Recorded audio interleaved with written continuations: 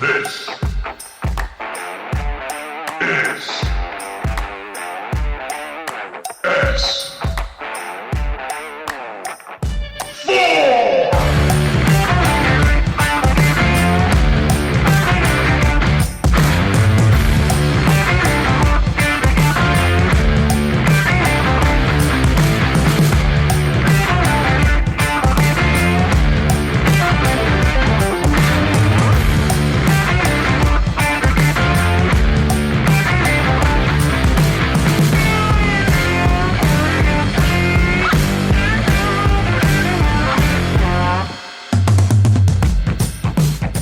Sit back, relax, and keep your eyes to the skies.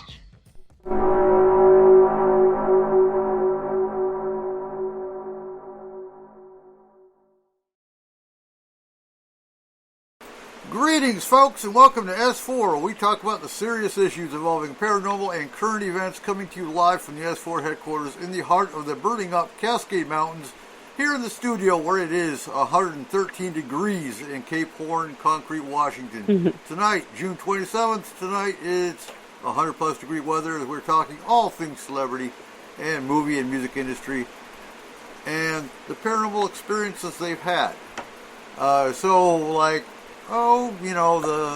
mysterious deaths of Poltergeist, the Crossroads Demon, can you really hear Satan playing records backwards? Yeah, that kind of crap. Anyway, so we have our full panel tonight. We have R. Keith Andrews, our alien expert. We have Nikki Jacobs, our psychic medium. We have Harmony, one of our locals and an author. And of course we have Joe, our geologist. And yeah, it's too hot. You are so lost. I am. I'm so freaking hot. Oh my God. Oh yeah. So how's everyone doing tonight? Other than that, yeah, it's 100 plus, and we're not used to this. But yeah. All you gotta do is hang around hell a little longer, and you'll find out it's actually not bad here. I'll be used to it pretty soon. So who read the wonderful, breathtaking government report that everybody has been holding their breath for that got released? See, you lost me about the point you said read. I read the Cliff Notes. Yeah, I read it. But yeah. I really don't want to be the first one to start talking about it. I saw a post where someone shared their... they put a picture up of the actual thing and where they had written all their little notes on it. And, yes, I saw that too. So what's interesting is they have declared UAPs, what we know as UFOs, and they can't take that away from me, as a security risk and a national security threat. That they have decided. What I find encouraging with it all, but at the same time kind of pissed off about, is now, a few years ago, if you were a military pilot or even a civilian airplane pilot, and you saw something in the sky, if you even breathed about it, your job was threatened. Yeah. And now all of a sudden, today, they're encouraging everybody to submit their reports. Well, and they even admitted... Sorry. No, go ahead. They even actually... What made me happy was that the only thing about the whole thing that actually made me happy was the fact that they even admitted to the fact that there's a stigma to reporting any of it. And I'm absolutely. Like... Well, it's about bleeping time that the U.S. government actually acknowledged that publicly. Yep. I mean, seriously, there's been a huge, huge issue with anybody reporting it, just like what you were talking about, Eric. I mean, it's just ridiculous. I mean, even as an experiencer or an abductee, I mean, seriously, you talk about it in the wrong circles, and wow, do you get nailed for it. Well, sadly, I've seen it happen. You talk about it in the right circles, and you're in trouble. Yeah, that's true, too. Mm-hmm. I guess what pissed me off the most is the end result of the report was it was hard to make a real good deduction of the data because there was no real good data. Are you serious? Which is a load. That's a load of crap. It's like, so unless it comes from a military pilot, it doesn't count. Well, it can't come from that because the military pilots all get grounded the moment they see them. Not anymore. Okay. Not anymore. Now they actually... Well, that's what they say, but... Right. But now they supposedly want all the reports to come through, but through the government. So, all the reports that MUFON gets, they don't count. All the reports from New Fork, they don't count. All the reports, none of them, we've got significant data all over the place, but that doesn't count because it's not a military pilot. That's the problem. But then again, it's hard to call something corroborating, solid evidence if everything doesn't agree with what you personally desire it to say is discounted. So their stats, 144 reports originated from United States government sources. Out of those, 80 of those reports involved observation with multiple sensors. Most reports described UAP as objects that interrupted pre-planned training or other military activity. I think because the people in the military pilots document things and are more believable by the mass public. That's probably why they're looking for certain stories to corroborate their I would agree with that because military pilots are trained more on observation. They're trained more on what to look for. They know what enemy craft look like. And they did come out in this report and say they don't think, they have a 90% agreement that none of these unknown anomalous craft are enemy experiments. They're not enemy observation craft. They're just unknowns. And there was only one out of all the reports that they could actually identify, and it was a deflating balloon. Yep. Yeah. A deflating balloon. I laughed. I was like, oh, is that kind of like the weather balloon in Roswell? Huh. Deflating? Yeah, pretty much. They basically did the report for the public to cover their butts, in my opinion. And Cedro Woolley just tried to burn down our barbecue place. What? A balloon did? Yeah. Someone lost a Mylar, one of the metal Mylar balloons, and it hit the power lines right above them, and the lines dripped down onto the building and tried to light the building on fire. Yikes. Yeah, so they're closed for a few days. Yeah. So they broke down their UAP reports into 5 categories. One is airborne clutter, which they call birds, balloons, recreational unmanned aerial vehicles, or UAVs, or airborne debris like plastic bags, you have random plastic bags floating through the air. That muddle a scene and affect an operator's ability to identify true targets, such as enemy aircraft. How often does that happen, I wonder? Hey, look, it's a Walmart bag. No, but plastic bag season. Right? Well, you have not just... Though, they laid off and they send into the air. There's got to be a few of those that have been mistaken. Maybe. Well, you've got all of that, and then you've got the 11 reports. The 11 reports of documented, quote-unquote, 11 reports of documented instances in which pilots reported near misses with a UAP. Excuse me? Yep. They both know how to fly a flippin' plane. UFO. No, they don't. Both, U.S. government and quote-unquote UAPs, I mean, they know how to fly. So, near misses, Seriously. I don't know. What if Well, it's like of course, an the alien question there is, kid? what's the definition of a near miss? Exactly. That's what I'm saying. Okay, so it's got to happen just like it happens here, where like some little kid goes out and takes his parents' car for a joyride. Every once in a while, there's got to be like some alien that's like, I'm gonna take Mom's saucer out. Hey, what's this button do, Dad? Go! Yeah. The next category they've got is natural atmospheric phenomena. Natural atmospheric phenomena includes ice crystals, moisture, and thermal fluctuations that may register on some infrared and radar systems. Wouldn't that also include swamp gas? That's down here. But wouldn't it? It should. It's not on the list, though. And electromagnetism, it seems like honestly.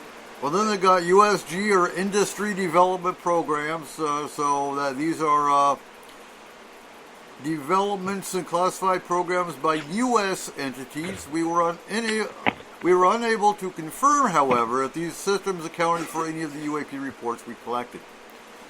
Then they have foreign adversary systems, and these are technologies deployed by China, Russia, another nation, or a non-government entity. Lastly, is my favorite. That's my favorite topic. Other. Extraterrestrials, maybe? Like Other? flying cows. Other. Yeah, Some other. guy in Florida. But that's pretty much what sums up their little report of 9 pages of unclassified data. All right. So where's the But other? when Well, you that's the get thing. The report that we heard, or the report that we have access to, it's only a 9-page summary. And I've heard rumors that the actual briefing that they gave, they had 40 minutes of video that freaked everybody in the room out. That could be a rumor, though. Do you happen to know where that video is? No, it's not out. Oh, okay. That's what the defense showed the guys in Congress when they told them everything. That's the thing. Congress decides that they're going to release this whole thing on July 20th. And then they don't. Well, no, but then they tell the Pentagon and everyone that actually runs this crap, you need to release this now. Yeah. And they're like, They procrastinated. we can't. Like, See, well, when you that's get the thing into that I was always curious about is why people are waiting for the government to come out and actually tell them it's happening. Yeah. Exactly. I don't need the government. It's kind of like listening for the weatherman to tell you whether it's raining in your own backyard. No, you're absolutely right. But I guess it's essentially it's more clarity when it comes to the clarity's not the right word. Validation. There we go. It's more validation when the government says yes, it's really happening. For some. Then there's those of us, like most of our listeners, that have already seen shit, know it's here, and don't need that validation. But for some, that same validation is going to come out and freak them out, like it did probably the Congress in the 40-minute video. See, I heard a really cute statement the other day. Those that believe don't require proof, and those that don't believe, no proof is possible. Yeah. But then you have a third category to that really don't want to believe, and you can have an alien slapping them in the face, and they'd be like, "It's a demon." There are those It might too. be, but Yeah. yeah. There's those too. I'm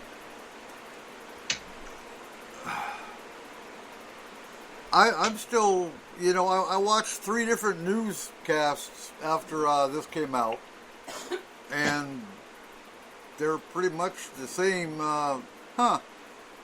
Interesting. They're still laughing about it. Yeah. But, Well, this is why, that's why when everybody was talking about, what do I think what it's going to be like when it comes out, I'm like, I give it 100 years, they may come out and say something semi-intelligible, but I'm not holding my breath for that one either. Right. Yeah. I think for so many years, people have put blind faith into our government, and when our government has put a lot of things in, top secret files and constantly putting out false information about weather balloons and, fake cover-ups of why and what things actually were, even though they weren't. I think that that's what's giving people this, new, refound excitement in the fact that the mainstream news sources are actually covering this. However, it could be nefarious, so we need to be careful on how we approach this, and, calling it a national security threat could be, under the guise of something else. So it's important to, not just be like, oh, they're talking about aliens now, Right. Be mindful, be careful, and take notes on what they're saying. We've got Robert White in the chat room. Oh my God, I haven't seen you in years, Robert. Great to see you in the chat room tonight. Same with you, Gnome. Hello, Robert. And so, Sherry, did I expect the government to release anything good? I was hoping. Was I holding my breath? Not really, but I expected really more than just a 9-page summary. Kayla was sitting here to let my people go. Hey, come on. No. So, do you want to start with the Crossroad Demon? Yes, I do. Okay. Okay, so how many of you have heard the story of Robert Johnson? Yep. Nope. No? So Robert Johnson... No, in all fairness, I never knew he was. Okay, so Robert Johnson was a Mississippi blues singer and songwriter who, according to legend, sold his soul to Satan at the Crossroads in Clarkston, Mississippi. No, Clarksdale, sorry. In order to be the best guitar player in the world. This is in the late 1920s.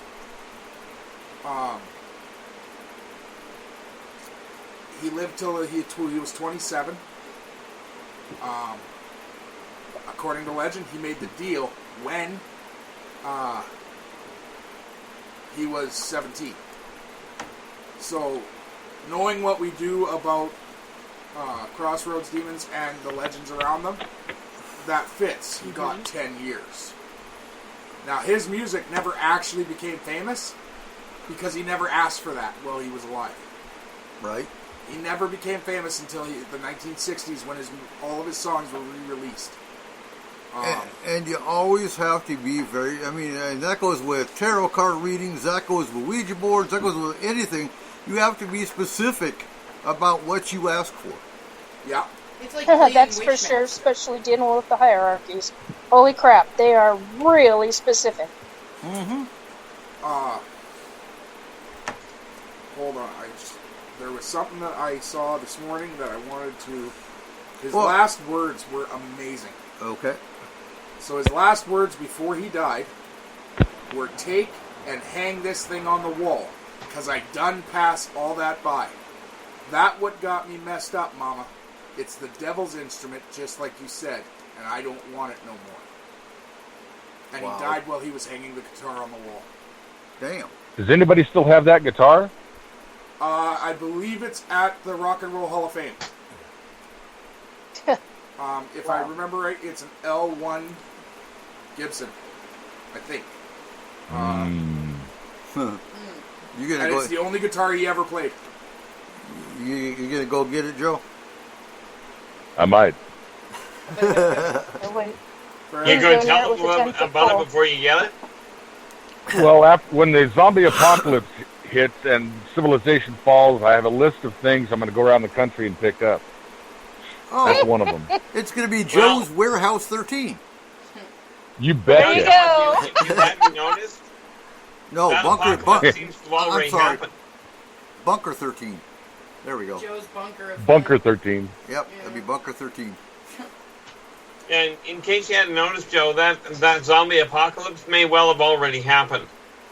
It might be starting. In Florida.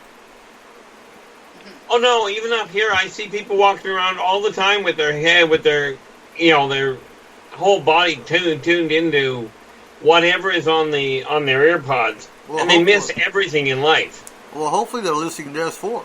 If it's a Sunday night. Robert says, do some EVP work and smudge the guitar. Robert, that is sitting in the Rock and Roll Hall of Fame between almost every famous guitarist's guitar in that building. You do an EVP in there, you're going to get Elvis. You're going to get everybody. Uh-huh. Joplin's going to be there. Hey, has anybody ever done that? Probably not. No, they would, there's no way they That would be a allow it. fascinating place to visit. It's Yeah. very, but it's considered sacred among musicians, so there's no way they would allow a paranormal team inside to do that. No, without because most of a the paranormal considerable teams, donation. most of the paranormal teams out there have made a mockery of the paranormal. They're not going to let. Yeah.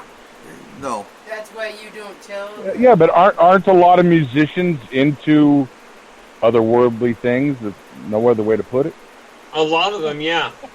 Yeah. Yes, they I think are, it depends on how you approached it. Right. If you said you were doing a documentary and you were going to be totally respectful and you just wanted to see who showed up, it would be kind of cool, you know? The thing is, the Rock and Roll Hall of Fame is not run by musicians. Right. It's Right. run by museum curators. Like, they are not into that. A night at the kind of museum, rock and roll version. Yeah, they Unless just they're don't have excited those to things get at it on home. TV or something. Be like No, the unfortunate part is the people that claim to be going in to do documentaries. I'm really curious what they're actually going in to do. Yeah. So, the Crossroad Demons actually reminds me of, oh God, what was that Nicolas Cage movie? Where he's on a There's motorcycle. 4,000 of them. So No, I know, yeah. But he's on a motorcycle. I was thinking Ghost Rider, but you know. Ghost Rider, yeah. Yeah. So it's probably the Crossroad Demon that he actually met. In film. If I remember in Ghost Rider, that guy actually has a name. It's not the devil. He has a name, and he is a demon. Mm-hmm. Bill. But no, he met a demon, and he told the demon he wanted his dad to live and be cured of cancer, and he wanted to be the best daredevil.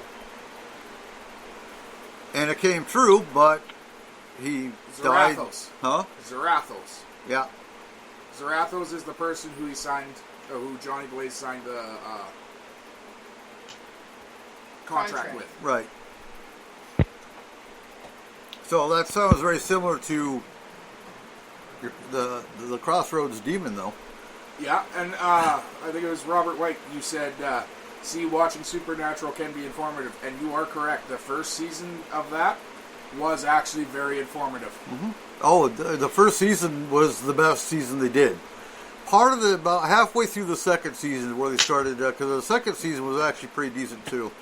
And we're going to get into that because that's one of my questions for tonight, actually. What is actually, do you think truth comes out in movies sometimes? I have questions for tonight. Sure. Absolutely. Not in documentaries. Oh, yeah. Documentaries, Totally they're not truth.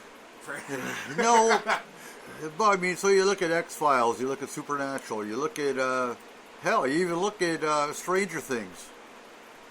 Yeah. You know, look at the Upside Down. The Upside Down is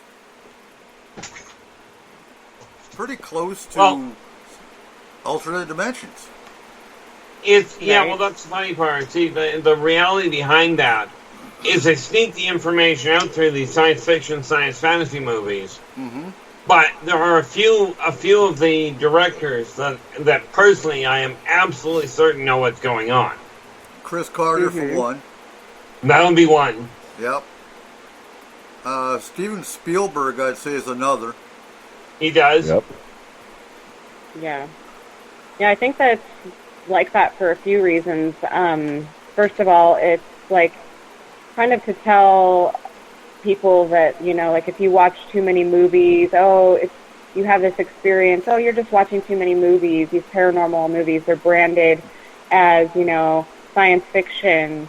So therefore, a lot of people want to just, you know, call you wacko or conspiracy theorist if you think of, outside of these broad or very, very narrow parameters if you think broadly. And I think the second reason can also be, it's a slow disclosure, and it's how they can kind of get these ideas into the common folk and get them to start opening their mind to these other worldly experiences. So it could be on, several different parts of the spectrum, depending on who is behind putting this stuff on the screen, right?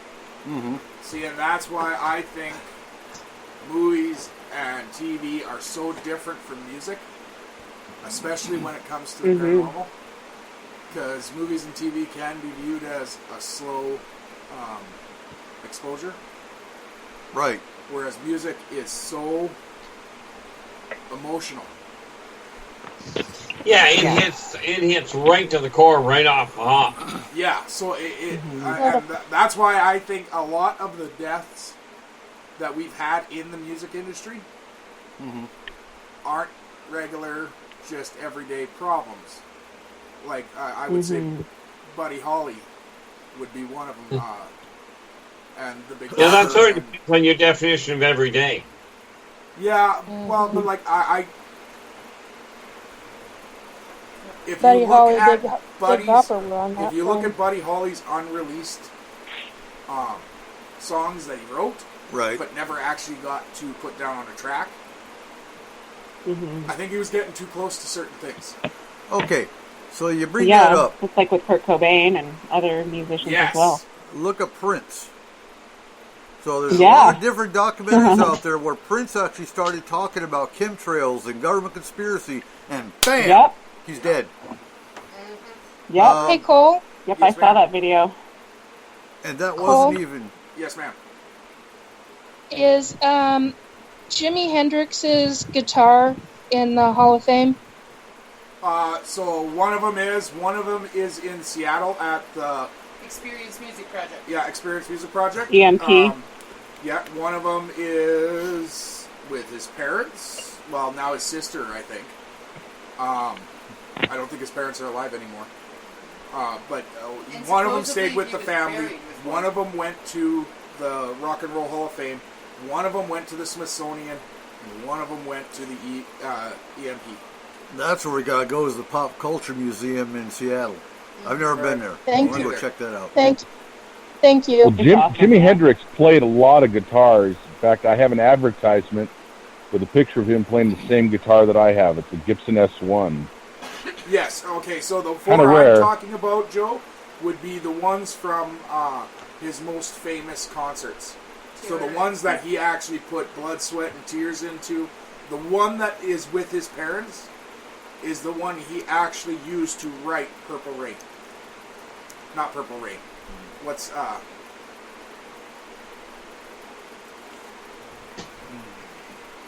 don't know. his first hit. I'm hearing laughter right now. It's his first hit. When Doves Cry? That might be it. I can't remember. I have no idea. Fred, but his first hit, the one that he used for that, his parents kept. Fred, and then the one from Woodstock, I think, is the one at the Rock and Roll Hall of Fame. Okay. Fred, and I honestly don't know what the other ones are from. But I know... I have Jimmy's S1. You're lucky no one knows where you live, Joe. I was just thinking, did we chalk that up to wishful thinking? Jimmy was he was buried in Renton, Washington here, and I know that a lot of people have had a lot of paranormal experiences at his grave site. I know my dad does have one guitar that was touched by Elvis. Excuse me.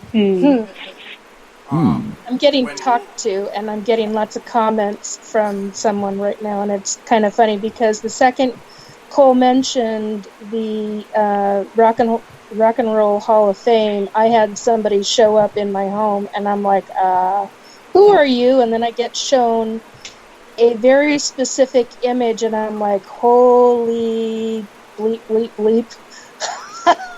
So, They don't want to talk, but they're making lots of little comments, so I'm trying not to laugh while you guys are talking about certain things, because...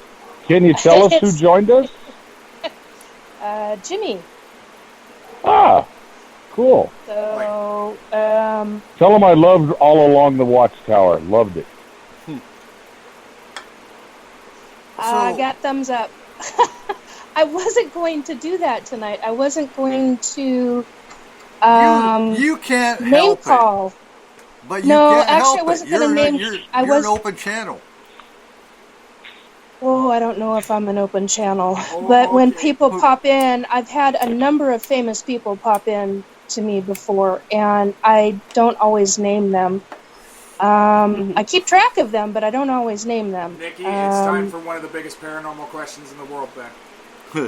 Oh, dear God. I can't guarantee they're going to answer. Did Elvis really die, or did he just go home? Oh, no, the Martians stole... My word. I am not touching that one with a 10-foot pole, babe. No way am I touching that one with a 10-foot pole. Last I heard, the Martokians stole him.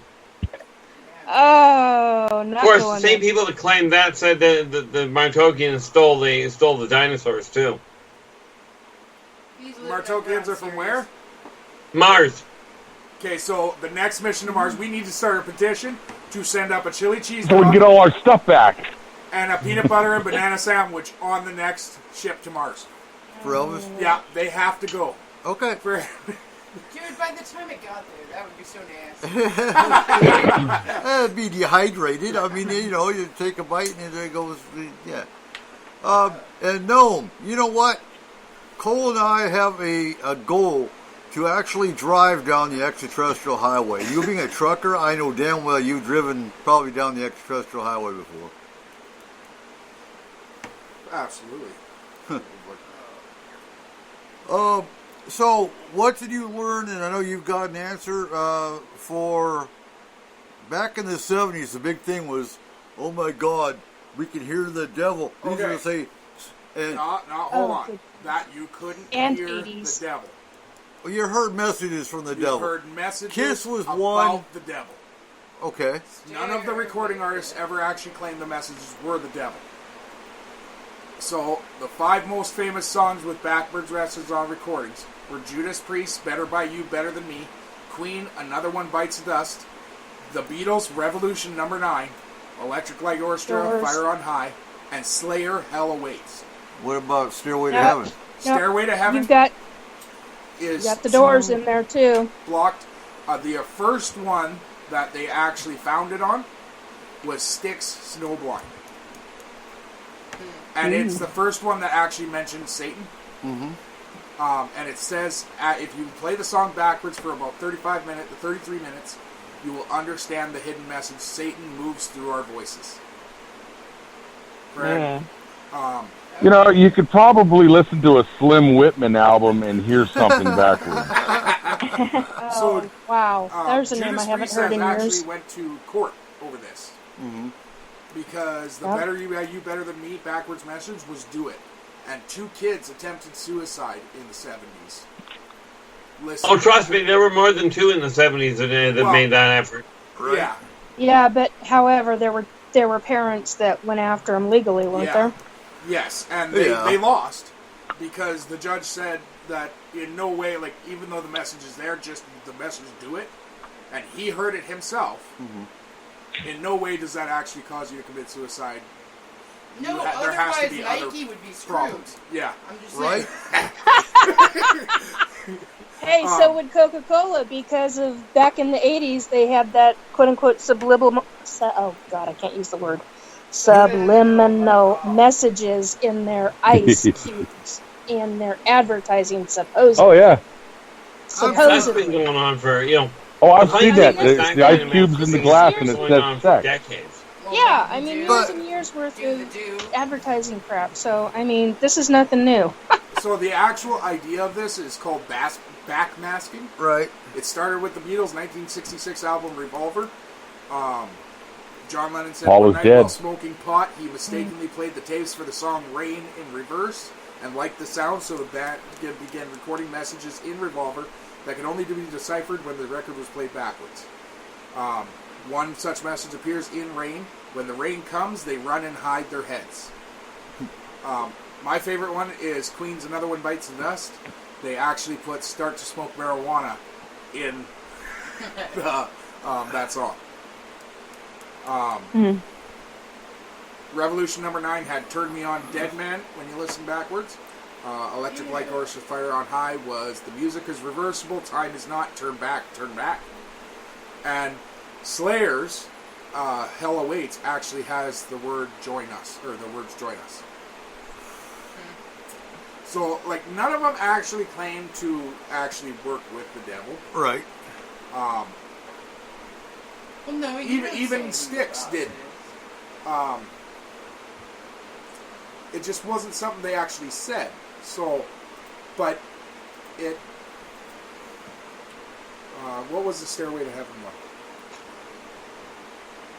Oh God, I just heard that recently too. What, Stairway to Heaven? You played it backwards? Yeah. No, I didn't play it backwards, but I watched a documentary on it. You know, I'm actually old enough to have had a lot of albums, and I never played one of them backwards. No. I tried. It didn't sound good.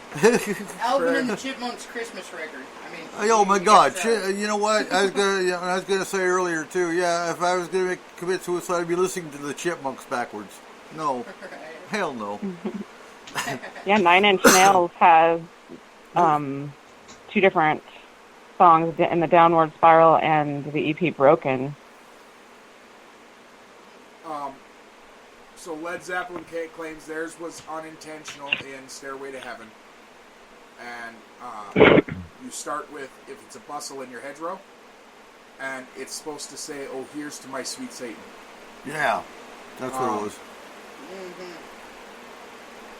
Them saying it was unintentional. The problem is, when it comes to recording an album, so many people are involved. Maybe it was unintentional by the band, but probably not by a producer. Here's the thing. So, well, you listen to you listen to it backwards the first time, you don't hear shit until somebody says, "Here's where he says this," and then okay, yeah, you can hear it because somebody planted the idea that yes, you can actually hear it now because you said, "Listen close to this part." So yeah. Okay, don't you think it's weird? Even when it's played forward, there's a bustle in your hedgerow. What the hell is that? Right? The spring I've clean. never had a bustle in my hedgerow. I don't think I've ever had a hedgerow. I don't know. I don't think I'd ever know what a bustle was to start with. And wasn't that album was recorded in a nefarious place? Wasn't it in like Crowley's mansion or something like that? Well, I mean, let's face it, there was a lot of things that happened in Crowley's mansion that were a little bit off kilter. Yeah. Yeah, I know that a lot of places that these tracks have been recorded are often haunted. So it could be, the EVPs coming through to try to somehow contact and give messages or something, because a friend of mine is also, letting me know about a Manson family murder house that was recorded in, and there Holy crap, was did they really do that? the Tate L.A. Bianca Mudsey home, and Mudsey in numerology equals murder. Oh, that was the Led Zeppelin? Oh, she's saying that's the Led Zeppelin, was the Manson family murder house. Wow, that's pretty fascinating. Do you guys have a live chat? Yes. Yes, on Spreaker.com. Speaker.com? Spreaker. Spreaker. All right, so hopefully she heard that. She wants to come on live chat, so. So, Stairway to Heaven was actually not at the Crowley house or mansion. It was Island Records' new Basin Street Studios in London, completed with the addition of lyrics at Headley Grange, Hampshire. And then Page was it Black Dog? I think maybe it was Black Dog. Black Dog? It was recorded at the Crowley house. Great tune. And I think that's the story that I heard. That's why I was just thinking that when Led Zeppelin's name came up, because that's just such a classic, was the Stairway to Heaven. All right. Now that's a house I would clear without doubt. Not the music one, the La Bianca one. That when I was growing up, I was really freaked out by that murder. I did an extensive amount of research on it, and that is a home that and piece of property that, in my opinion, really needs to be cleaned. But I don't know if it has been, so I'm not delving my abilities into that right now because that's the. I guess Trent Reznor of Nine Inch Nails used to own that house, and that's why they recorded it in that house. See, maybe I'm just a little twisted. And then he ended up having it knocked down. He had it demolished. Yeah, that's what my friend who's very into Nine Inch Nails and stuff just told me. So that's what kills me is you can demolish a house all you want. It does not mean the spirit's gone or demon or whatever else. Yeah. That just means it might follow you. Until you cross over the spirits or you remove the demon or whatever, it's not going to leave the property. So there's not a structure for it there anymore. Right. Yeah, like they need the structure in the first place. Right? I mean, if it was a spirit that actually lived in the house when they were alive, then sure, they're going to be a little pissed off because their house is gone. But yeah, that's going to make things work out better. Because that's going to calm them right down. And that brings that brings up The Conjuring. Now, I'm gonna say this right up front. I like the Warrens, and I'm not gonna badmouth them, but not everything was a demon, and they made everything a demon. I think that was the only problem I didn't like about them. But they, honestly, the honesty. The Conjuring movies, I think, were the most intriguing because they actually did paranormal investigation old school. They tied bells to strings. They put the powder down for footprints. They did old school investigation. Yeah, absolutely. The technology of the time, that's what you did. But I think that was more accurate back then than what we see today. Well, yeah, you have electronic interference and everything, And so Annabelle, the actual set of Annabelle, did have issues. That's with a doll? Yep. That was the first Conjuring. Well, I think that was the first Conjuring because they put the Nun in with the Conjuring series as well. And a couple others.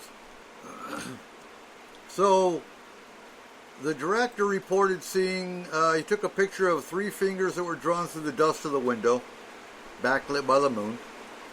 The demon of Annabelle had 3 fingers.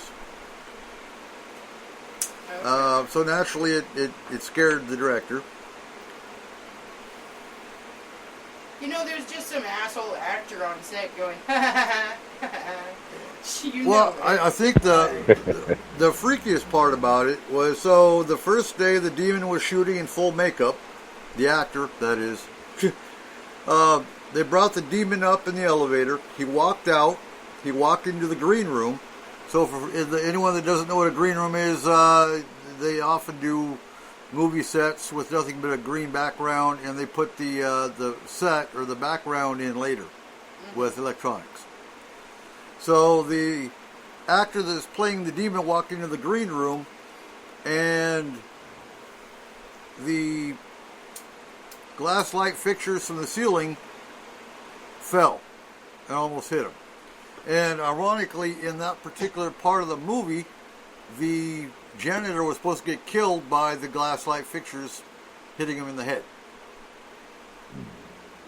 So they attributed that to paranormal. They thought that was weird.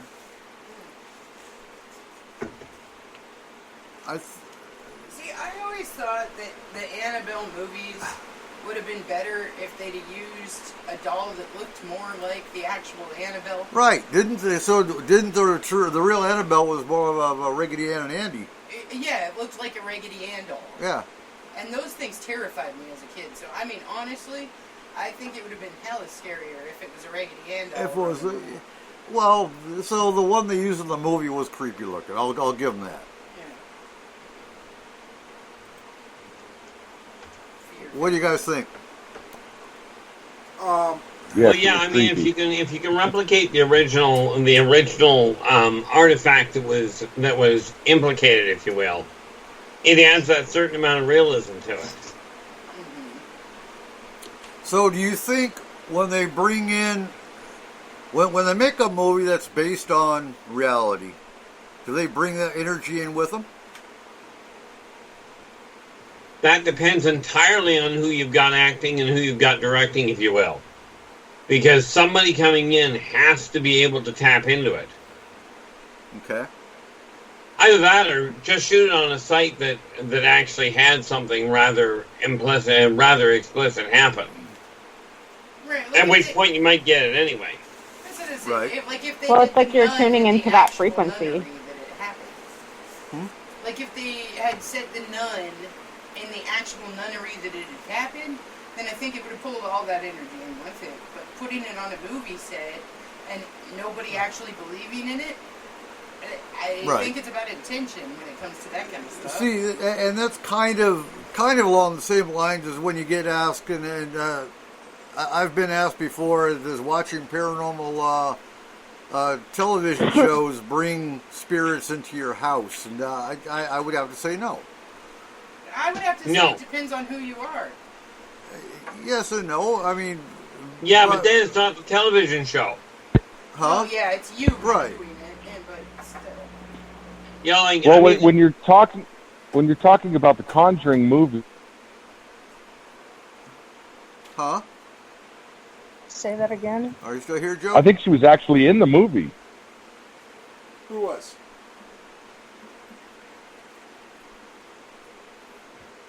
You're cutting out something fierce there. Joe. Yep, Joe, that's just what I was going to say. That's what was happening to me last night. Eric, ask the question again, would you? Please? Annabelle got Joe. Where you go, Joe? Oh, okay. There you go. Now I'm back, I think. Yeah. Well, you were talking about somebody on the set has to bring the energy to the movie. And wasn't, and Lorraine, Ed was dead, but Lorraine was there on the movie set. I believe she was even in the first one. Right. Or one of them. So wouldn't she have brought all that energy with her to those movie sets? Yeah. Potentially, yeah. Absolutely. And she not was on the set. Not intentionally, she wouldn't. Well, it could be intentional or not intentional. Some people are portals. They're like beacons for energetics like that, where they, just kind of like channel that in. The thing is, as much work as Ed and Lorraine actually did, they made enemies. There's no doubt they made enemies on the paranormal side. Well, not even Hello, I have. That's nothing new. I have. Right. I have a lot of enemies on the paranormal side, but that doesn't necessarily mean. I mean, yeah, you can draw energy to you, but you don't have to. It's because you're like a lighthouse. You're a beacon on the paranormal, and when you're a beacon, it has a tendency to draw other things in. Now, you can repel that. There are ways that you can protect yourself, and you can actually dim that light so that it is not showing to evil. Right. There are ways to do that. But there's another trick you can do. I would have to talk to her grandson. Cause I think his name is Chris. I would have to talk to him to find out if she did that. But there are ways to go about dimming that beacon for the other side. Mm-hmm. Mine, I don't dim it, but I have a lot of protection around me because I've got a lot of hierarchy and prime angels that have a tendency to protect me. So, see, there's another trick that you can use there that really screws them up. You can amplify the light in such a fashion that they can't get anywhere near you because it's too bright for them. Yes. Right. Yeah, that's what I found out with the prime angels. The prime angels can do that too. because they're so bright that they'll blind your psychic eyes. They won't just blind your human eyes; they will blind you psychically, and you can't see them. I was fortunate enough to see them, but it hurt like a to be able to do it. So. All you gotta do is modify the vibratory wavelength, and that blinding light though becomes virtually irrelevant. That's true. Kind of forgot about that. I'm still in the process of learning how to do certain things like that. Very fascinating. Yeah, and I think that is really fascinating, and definitely the occurrence in many situations. And I think that there's the other side of that spectrum where there's a lot of people that are involved in Hollywood that are going to the crossroads and making deals, and because of that, there is entities that are enticed by that and follow that, and a lot of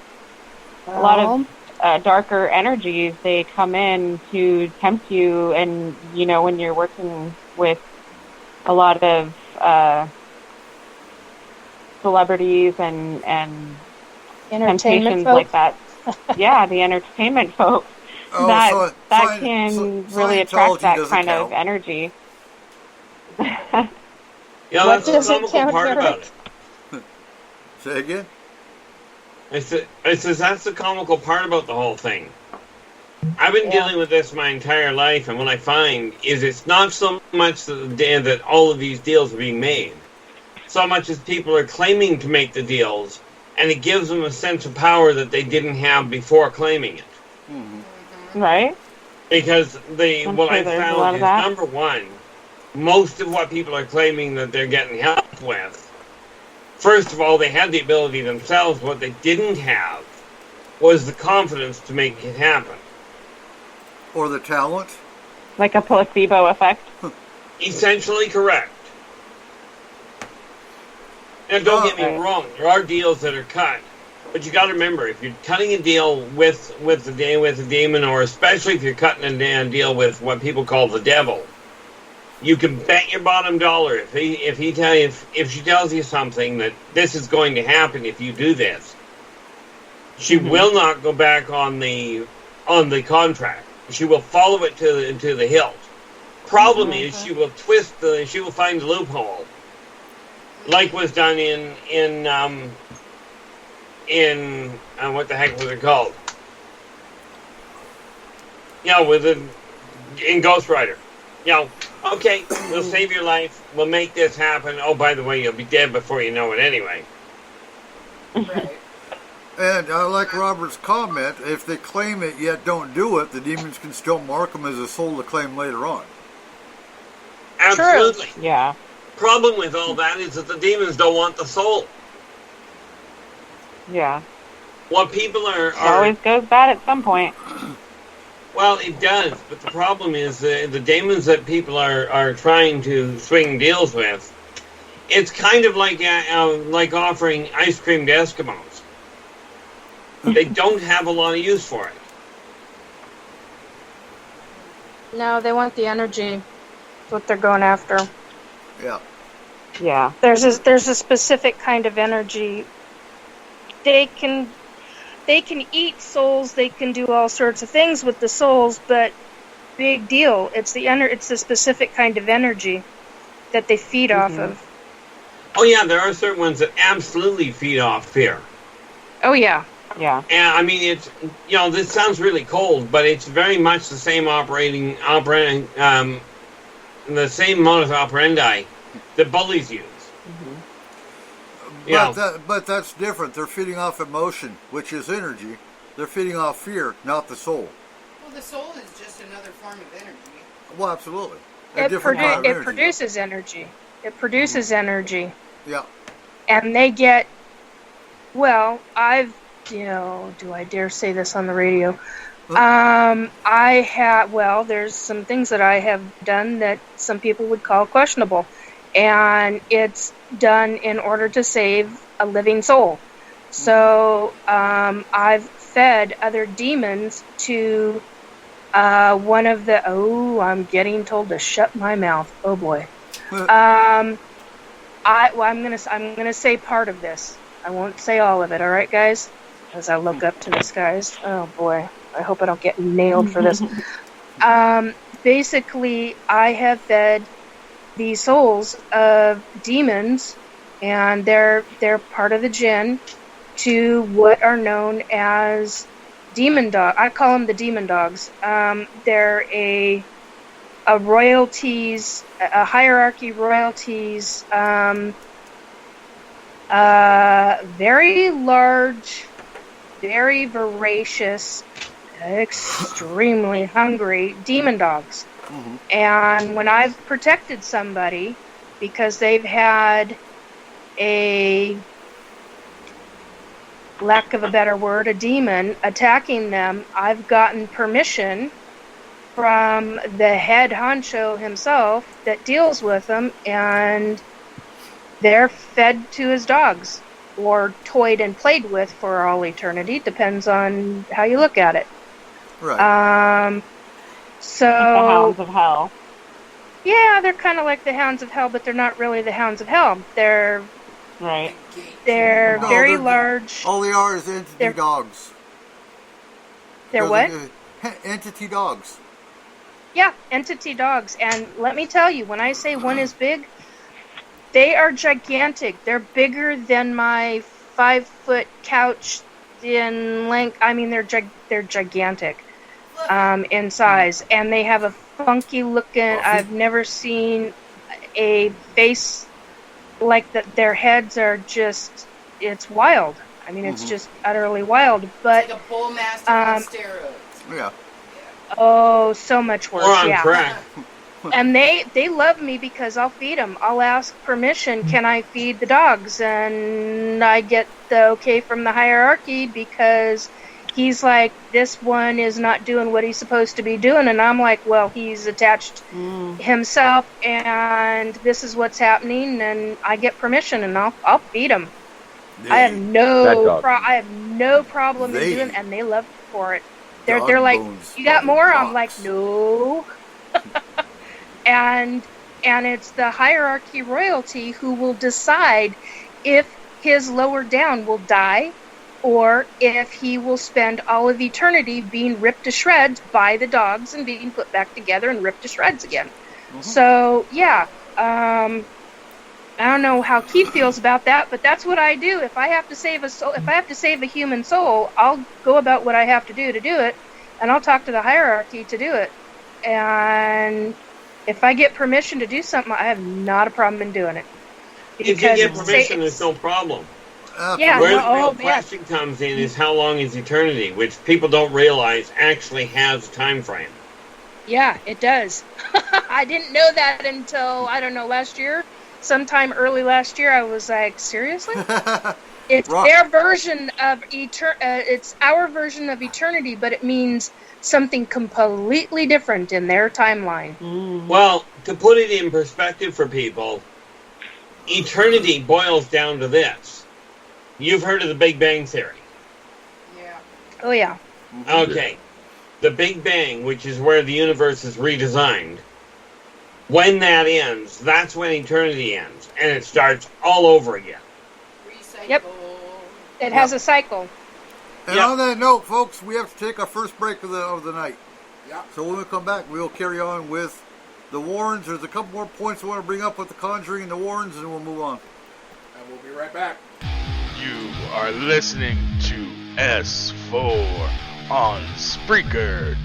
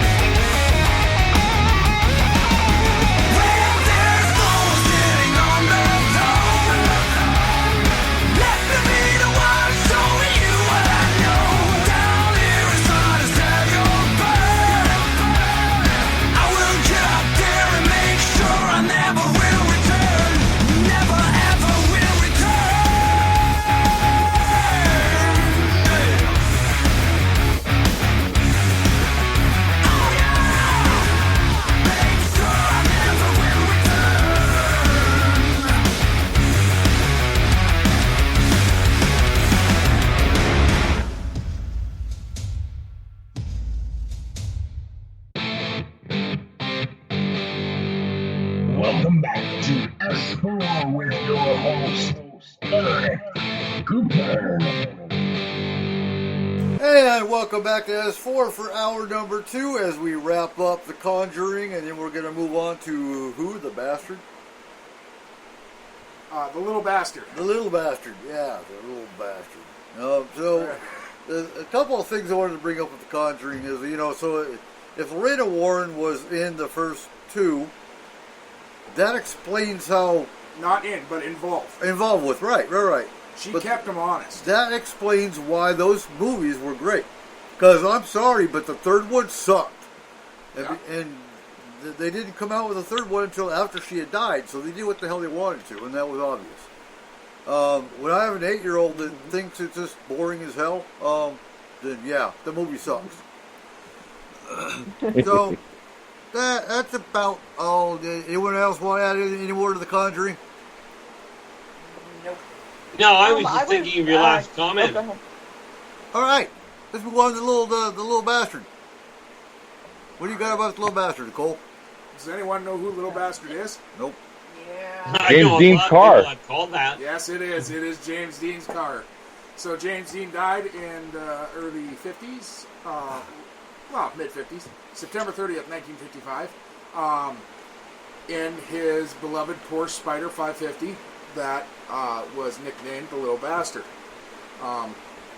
He bought the car a week later. He was supposed to be racing it that weekend in a race in Northern California. And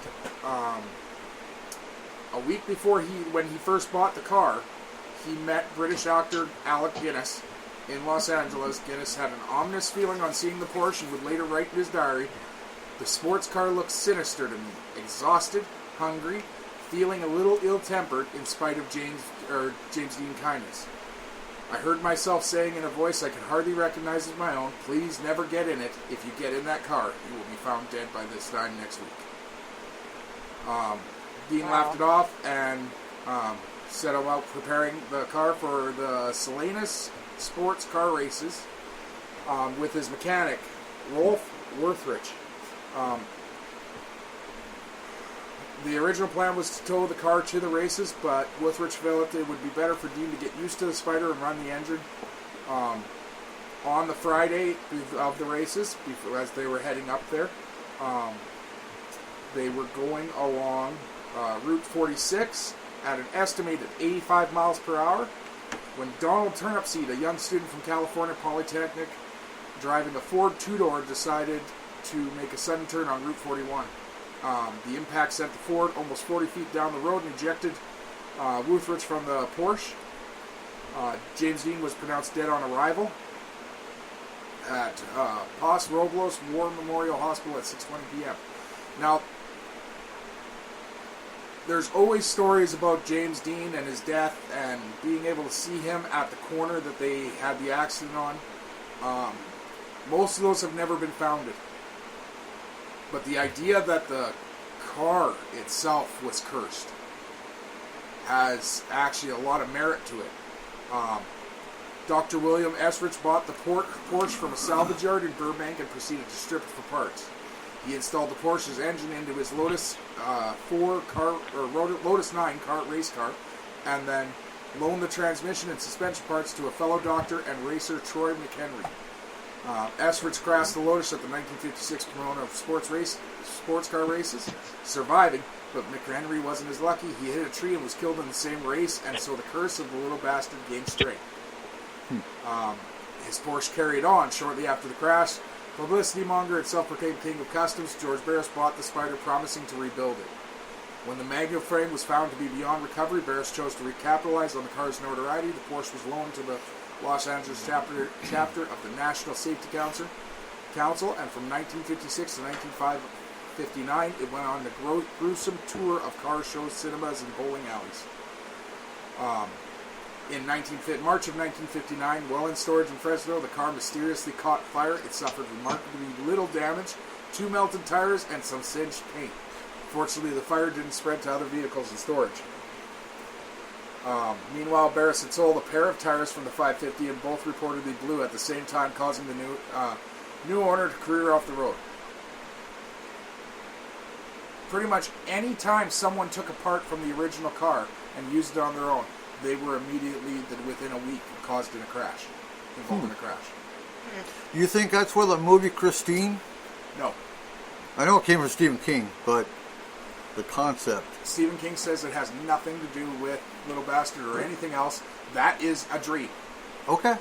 Everything he's written is a dream of his. He's weird. He's just a weirdo.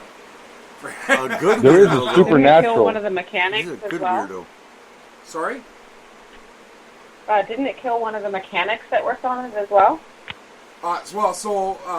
Withridge was his mechanic, and they both died at the scene. So it makes me wonder if he had towed it there, if he would have died on the track then.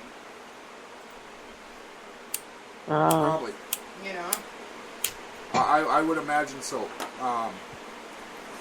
And, Supernatural did an episode about the Little Bastard. They had one just like it in there, and the car was possessed in that episode.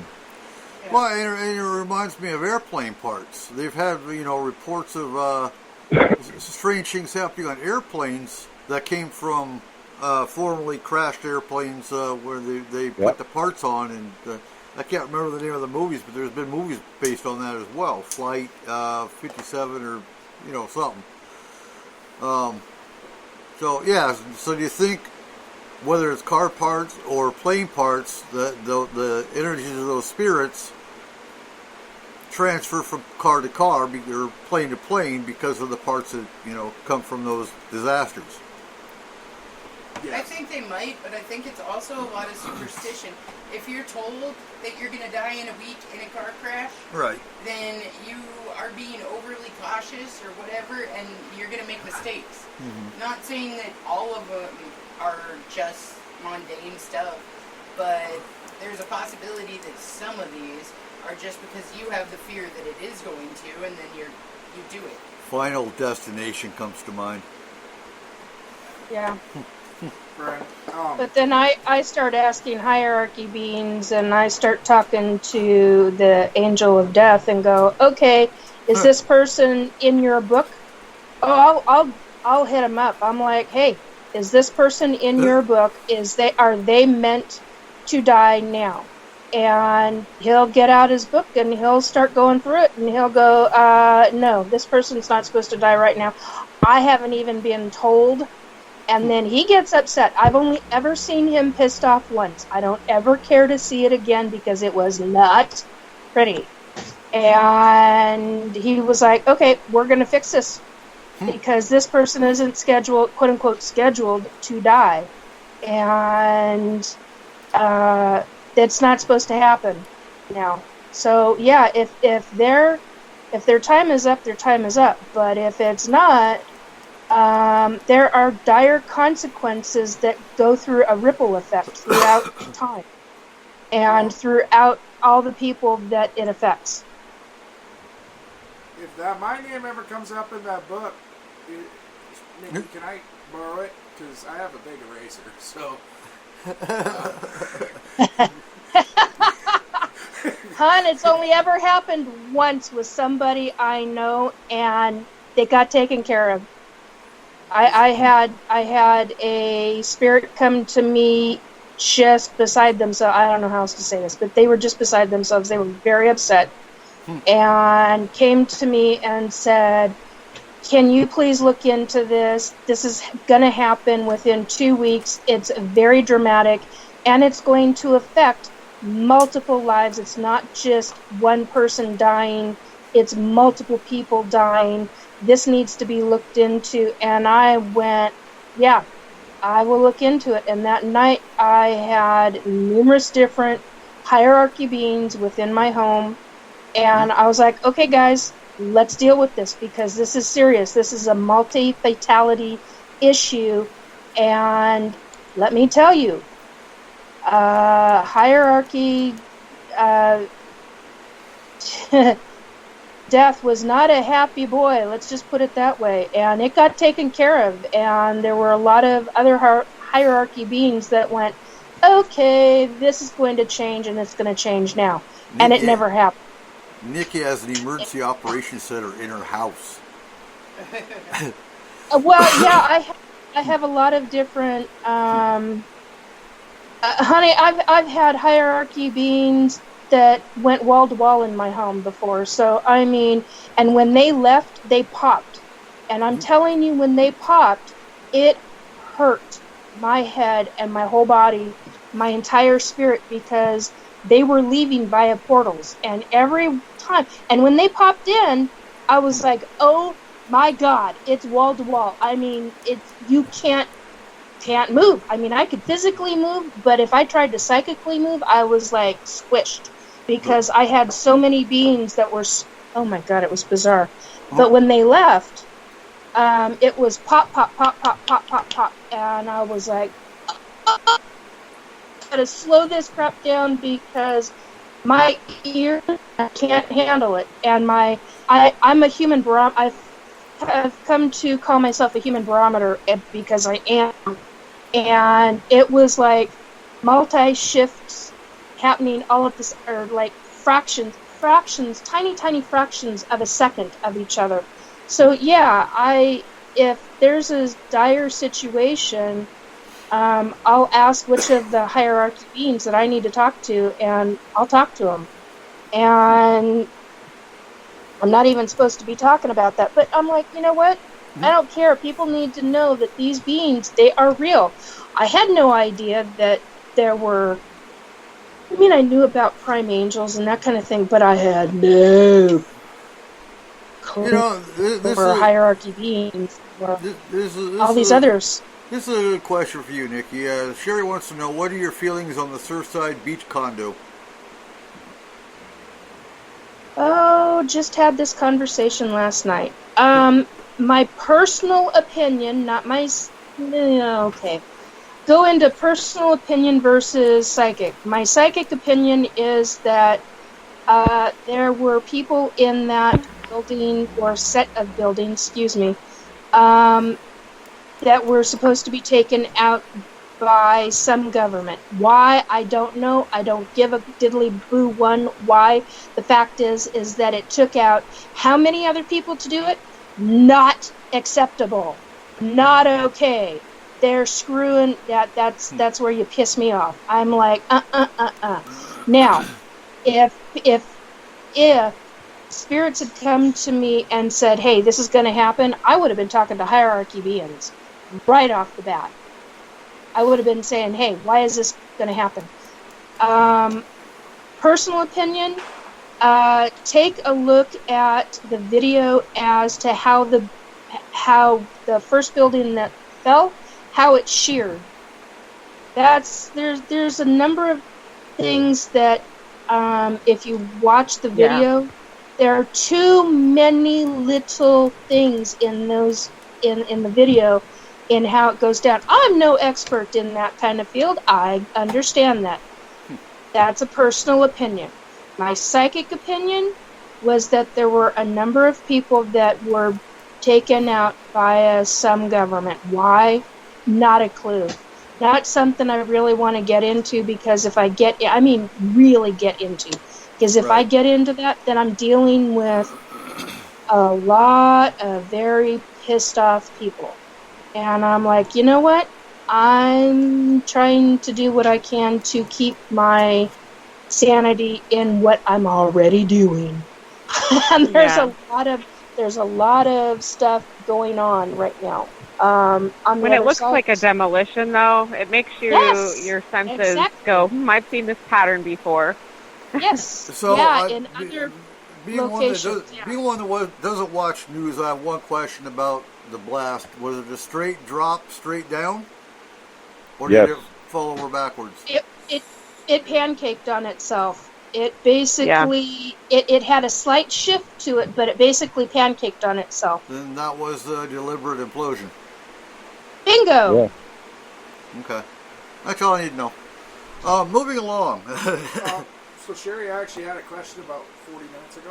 Huh? Okay. What was it?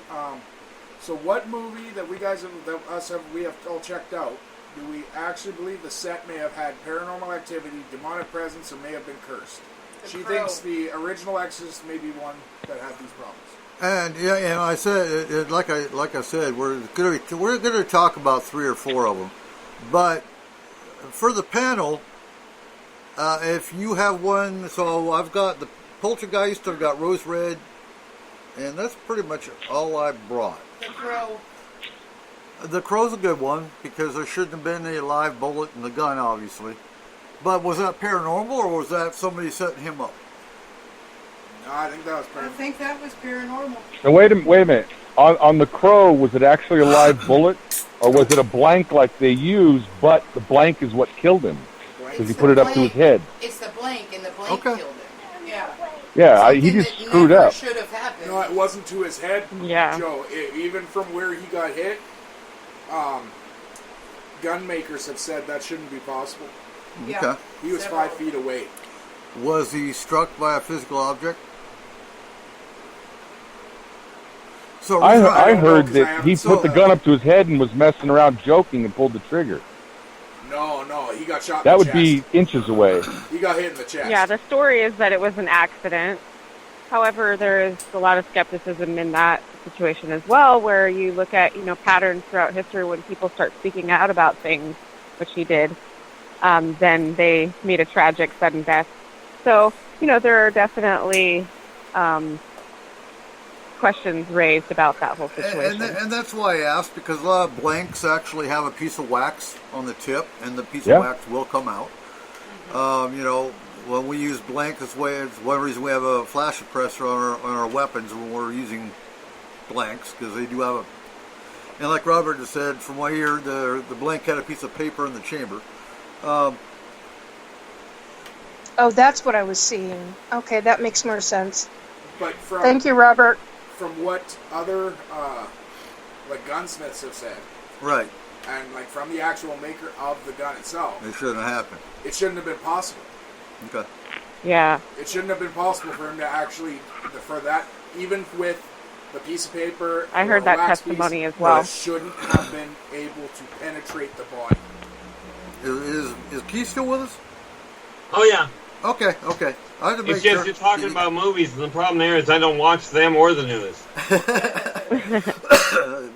Well, that's not true. I do watch movies, but the news, not at all. No, me neither. I get Homeland Security briefs and updates and stuff, but I don't watch the actual news. If I need news, I look at the actual government source, not news. Now, I think two of the most famous ones that have set problems aren't movies. Macbeth. Which ones? Macbeth. And number 2 would be Phantom of the Opera. Yeah, both of which have had horrible shit happen. Oh, yeah, I forgot about Phantom of the Opera. So what happened in Phantom of the Opera? Usually it's any time that they actually try and put on the play. Mm-hmm. Things happen like... lights exploding. Lights exploding, lights falling. That Okay. worse Yeah. here. Huh. Final Destination shit. Right? Like, something is out to get them. That play isn't supposed to be done. So the story goes that the first actor actually put a curse on the play. Right. Because he was replaced. Oh, I do have a question. Paul Walker. Has anyone heard conspiracy theories about Paul Walker's death? Absolutely. And if you His don't car know, was taken over and driven into a pole. And if you don't know who Paul 'Cause, Walker is, It took me a second. Paul Walker is Fast and the Furious. Yeah. And he wasn't supposed to die. Someone took control of his car. So, okay, there's that one, but I like throwing Dante Santori in here every once in a while. So there is an alien side to Paul Walker, according to Dante. Go ahead.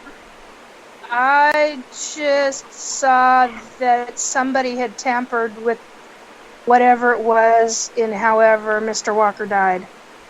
Mm-hmm. He's not here. I'm not saying he's here. I'm just saying what I was just shown was that whatever it was tampered with by somebody else. They need to look into that as a... Oh, boy, that's not going to be happy with his family. Sorry, guys. But you see, they won't. They won't look into that because it has to do with one side of the aliens versus the other.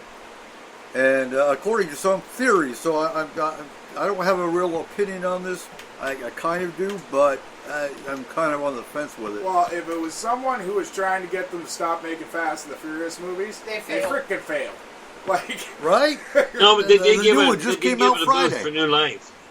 Huh? They said they did. They failed in stopping it, but they certainly gave it a boost for new life. Well, absolutely. But they were supposed to. They were supposed to stop at I think 8. 8 was. They were supposed to have stopped at 7. It was either I can't remember if it was 7 or 8. There was one of them. They said we're doing one more in honor of Paul. Well, why the hell are you going to do what?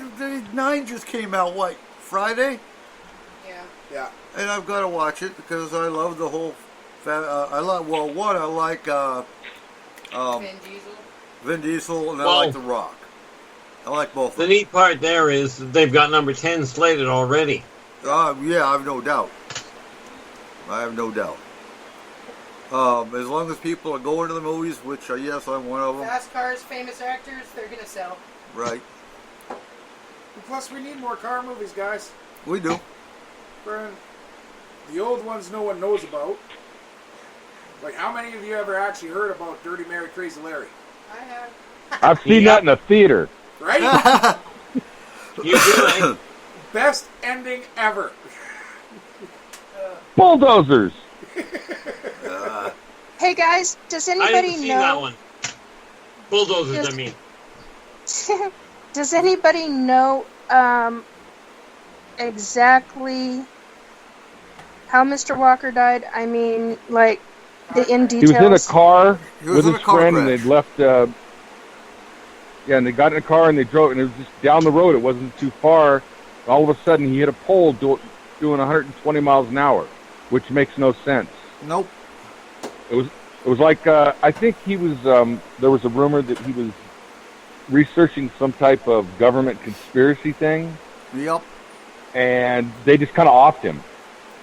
They took control of his car and drove it into a pole. There's a lot of speculation as to why, Well, how it was he a died. very popular way to die at that point because Ryan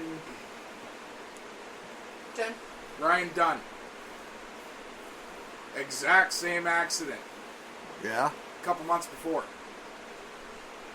If anyone doesn't know him, he's from Jackass. Oh. Okay. Well, with Mr. Walker, they need to reopen the case because I'm seeing something being done on the vehicle. Something is being messed with. I had the word and now it's gone. Somebody literally has shoved the word right out of my head. I'm not supposed to say it live, but whatever it is, they've done something. They've altered something in the vehicle. They need to look at that again. It'd be the throttle, essentially. Jennifer, I need to ask you, are you asking about Michael Jackson when you say MJ? That's the only MJ I can think of. And if you are, she's asking, how do you think MJ died really? The problem with that one is... There's so much controversy around that dude. Well, there is actual documentation of how many drugs he was taking per day just to normalize himself. Right. When you get that far into it, friend, the body can only take so much. Yeah. Especially with the amount of depression he had as well. Friend, and depression isn't just a mental thing. It can cause physical harm. No, it's a cellular one. Yeah, it can cause problems at a cellular level. So, I honestly think it was just a combination of everything that he was doing to try. All the meds he was taking. Yeah. And drugs.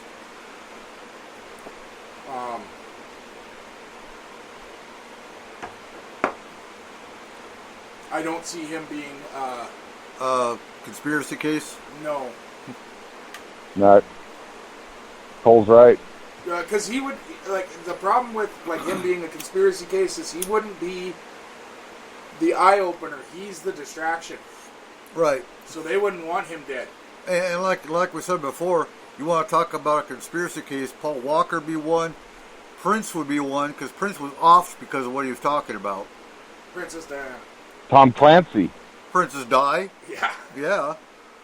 I mean, and Tom Clancy was writing a book about government conspiracies and things that were going on, and he died all of a sudden, and his co-author died also the same day. Tom Clancy? Or within days. Yeah. The author? Yeah. Damn. I didn't know he was dead. I didn't know he was dead, no. Oh, yeah. But he writes a lot of government-type novels anyway, so... He had a lot of government... he had a ton of government contracts, and he was looking into something that was going to blow the lid off everything, and whoops, he just died. Yeah. Weird. That don't shock me none. Yeah, CIA is very good at that kind of crap. No, absolutely.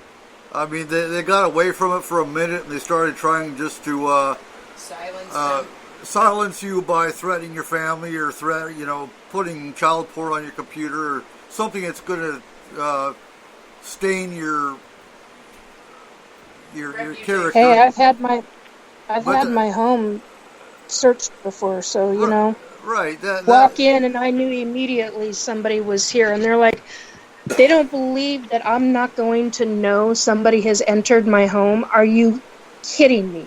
Seriously? No. So I know who was here and when they were here. What? They could get away with it here. But I think... I just blame the kids. Well, I think it depends which agency you're poking. You know, Epstein didn't kill himself. If it's the CIA or the NSA, then they're just going to offer you. They can make you disappear. If it's... it depends on the agency you're pissing off. Yeah, I was just going to say, don't piss them off. Don't piss off the wrong agent, because they've got contacts. And if they don't, they know somebody who does. The problem is, some people know people on the, some people can handle it. Joe, well, look at Jeffrey Epstein. Yeah, I mean, he knew everything about everybody. Yep. He was going to spill the beans. Oops, he's dead. In a maximum security prison, being watched by 2 guards. Yeah, but closed-circuit TV. Yeah, they got him. They did. Well, what? I don't know. You think he's alive? Playing devil's advocate on that one. Okay. There is a possibility that he did kill himself, because, he knew everything about everyone. But he was running the show on that, a lot of it. So a lot of that was going to blow back on him, and maybe it'd just be easier. He was already screwed. He was going to take everybody down. Right? They couldn't let him spill all the names that were on his list.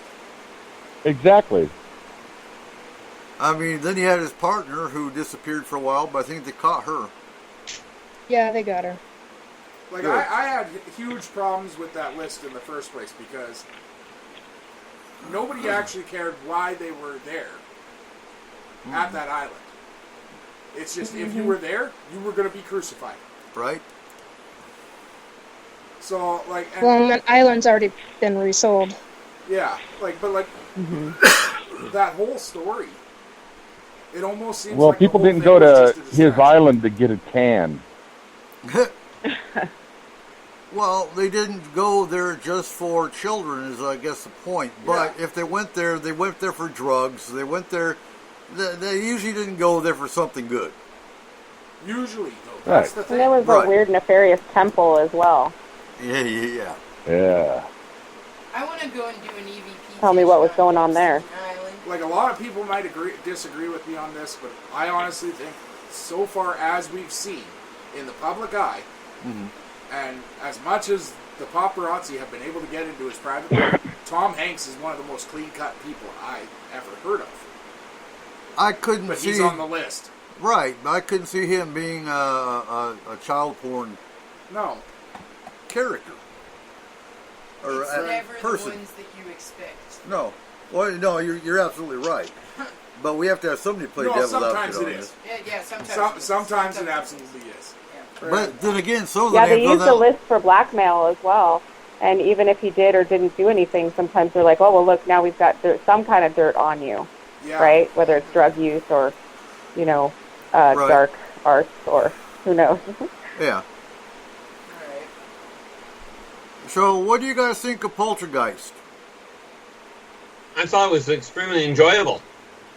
Did you know that they used real skeletons in that movie? Keith, you know we're talking about Yeah, the that movie, right? rather pissed me off when I found that out. Yeah, the neat part was they also used real ghosts. They just didn't know it. Real ghosts? That wouldn't shock me none. So they use real skeletons, which obviously just the fact they use real skeletons would bring the kind of energy you don't want. So some of the things that happened on set, Robbie, the doll. Remember the scene where the doll wraps his arms around the little boy and chokes him? That actually happened. So they actually had to grab the doll, and the doll was doing things on its own, and actually did try to choke the little boy. Well, that's because it wanted to be part of the show, and nobody wanted to give it credit. Right? Yeah. At the same time, you have to also wonder how many of these are just said by the crew because they're paid to say it, because this will make the movie way better if people believe that this is actually happening. Well, that's a possibility. That's a possibility. And right there is the crux of the whole problem we're dealing with. Yeah. In today's world, and with regards to the whole 9 yards of what's going on, disclosure of the whole 9 yards. Right. In today's world, you can chalk it up to special effects and rumor. Right. Easier than you can chalk it up to reality. But what's hard to explain is the number of deaths that happened to various actors and directors after that movie was filmed. Yeah. So when you put that into the perspective of the strange things they claim happened, it is hard. For one, it takes a whole lot of energy for a doll to move on its own. Not if you pick the wrong skeleton for your probes. Huh? Not if you pick the wrong skeleton for your prop room. Oh, that's true. Oh, it still takes a lot of energy. You just have to bring the right person in. Mm-hmm. So for a doll to, one, move on its own and wrap its arms around a little boy's neck, that's got to be one hell of a demon or one hell of an entity, whatever the case is. Yeah. And then, of course, the same entity could very easily kill off various actors and, after the fact. Yeah, I mean, it'd be fascinating to know whose skeleton they were using. Right. And they probably don't know. It was mine. I lent it to him for a week. Did you? Yeah. Well, you must have been a real wreck. Yeah. It was a horrible week. Almost felt like today. Okay, then we got Rose Red. Yeah, and then there's also suspicious. Go ahead. I was just going to say there's also suspiciousness around Heather O'Rourke's death and how that happened and the circumstances. Girl, right? Yeah. The little girl died. Yeah. She died after the second one, I believe, correct? Or did she die after the first one? I believe the older sister was killed by a crazy fan right after the first one. You've got crazy fans in every movie, though, or every actor's got their own. I don't chalk up crazy fans. I don't chalk that up to paranormal. It can be. Don't get me wrong, but you got some crazy ass people that idolize actors. Yeah. Sometimes.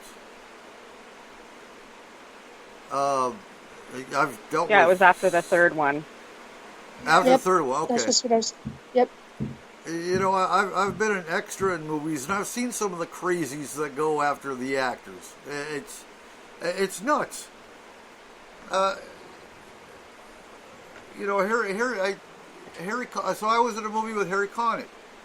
I didn't know Harry Connick from Adam. I really didn't. I thought he was a musician. This is before Independence Day and all that came out. So I'm sitting there making fun of him because, he had messed up hair from the set. And I'm like, Harry, you got a bad hair day. And oh my God, he laughed. He thought it was great. But the other actors around me that idolized him were going, oh my God, I can't believe you said that to him. I'm like, seriously? So when you're talking to someone about like him, And then you have a child actor. Yeah, I could see some crazy ass people. There's always crazy ass people. There's more crazy ass people than there is any supernatural anything, and right? You're more likely to die from some psychopath down the road than you are anything else. Well, from the paranormal, I don't think there's a whole lot of paranormal deaths related to most. It's kind of interesting about the older daughter in the movie that was killed by the crazy fan. There were laws in California that actually changed because of that. Okay. You used to be able to go down to the DMV and have a name, and they'd give your address and everything and where somebody lived. You can get a copy of somebody else's driver's license. Yeah. Believe it or not, you could. Right. But that's how this guy got her address, knocked on her door, whatever, all that happened. But after that happened, they changed the law that, no, that's all private information. You can't just go down and get that. Well, that's good. So something not paranormal, but it's law. Right. But something good happened out of her death, and that's There's still stupid rules about that. Like, you can go get anyone's birth certificate. That's stupid too. Yeah. I mean, I guess there's also an explanation that the older sister was murdered brutally by her ex-boyfriend, not just a fan. Yeah, it might be. Really? Might have been. Okay. And they know him, so that's a good one to bring up too, Marilyn Monroe. Yep. Supposedly, there is one hotel that she actually, in LA, that she had a room in, that she actually stayed in that room every time. She would refuse to stay at that hotel if they didn't have that room available. Right. And that room is supposedly haunted to this day by her. Ooh, I hear a field trip. And yeah, we can't afford that room. Okay. Okay. I'm going to stay away from I think Marilyn was killed because John and Bobby told her too many secrets. Yeah. Yeah, she was being used in the government as a little pawn in the game to gather information. And she had way too much information. And, Kennedy was using that information to work some pretty big forces. Okay, sorry, Jennifer. I just saw your question. Jennifer wants to know, concerning Marilyn Monroe, what's her take on were the Kennedys actually involved? I don't think the Kennedys were directly involved. I think the powers that be, like was mentioned earlier, they probably took her out because of what the Kennedys told her. Does that make them involved? Who died first? Not directly, huh? Who died first? I think Marilyn did, didn't she? Marilyn did. Marilyn died first. So, also another theory is that they killed her to try to silence him. Oh, that's possible. I still believe that it was all Jackie O. She got pissed off at her because she was cheating on her husband, and then she got pissed off at her husband. If it was Jackie O, she would have done it so her dress didn't get splattered with blood. No, that's what sold it. That's a lot of trust in the sharpshooters. Right? Miss Marilyn came to me a long time ago. She was one of the first. I had one of the Kennedys come to me, and then I had Miss Marilyn come to me, and it was a hell of a night. Let me tell you. There were things that she told me that just blew my mind, and yet at the same time, it totally didn't. And I highly respect the lady. She, very loving energy, wonderful, wonderful lady. Can't say enough good things about her. And she was used, and she knew it. And she knew who killed her and why it was done. And it was ordered. It was an ordered, I'm going to use the word hit, and it's probably going to get me into trouble. Ordered assassin. But, Nikki, Drew, Gnome Drew wants to know where Jimmy Hoffa is. Oh, he knows better than to ask me that. His dad's going to bonk him one for that question. Because I really don't want that spirit coming to me after I've had to deal with, oh crap, what the hell is his name? Nikki? Or, Chicago. No, not after Maryland. Dealing with Gnome Drew knows who the hell I'm talking about. Oh crap, Chicago, big boss operator. Why the hell can't I think of his name? Capone? Capone, yeah. Thank you. I had Capone. Capone died of syphilis. I had a hell of a time with him. He's nice to me now because he knows I won't take crap from him. But at the time, he and I we had it out. He was not a nice person. He's nice now. He has a tendency to respect me, but he's got some very strong viewpoints on women. Holy crap. He ran a flower shop in Chicago. He did a lot of things in Chicago, honey. Let me tell you. And he showed me some of the things that he did. No, thank you. I don't care to go down that road again with him. Well, could you ask him He just said, "Oh, and I'll be nice." I'm like, yeah. Can you ask him where that last million is? Last million? There is $1 million still missing in Moose Jaw, Saskatchewan. Oh, we gotta go find it. Yeah, I don't know if it's worth it. We just want a direction. Yeah, new studio. It's in one of the tunnels. We know where the tunnels are. $1 million, we can build a new studio with air conditioning. Might not be worth it. No. Do you get my meaning?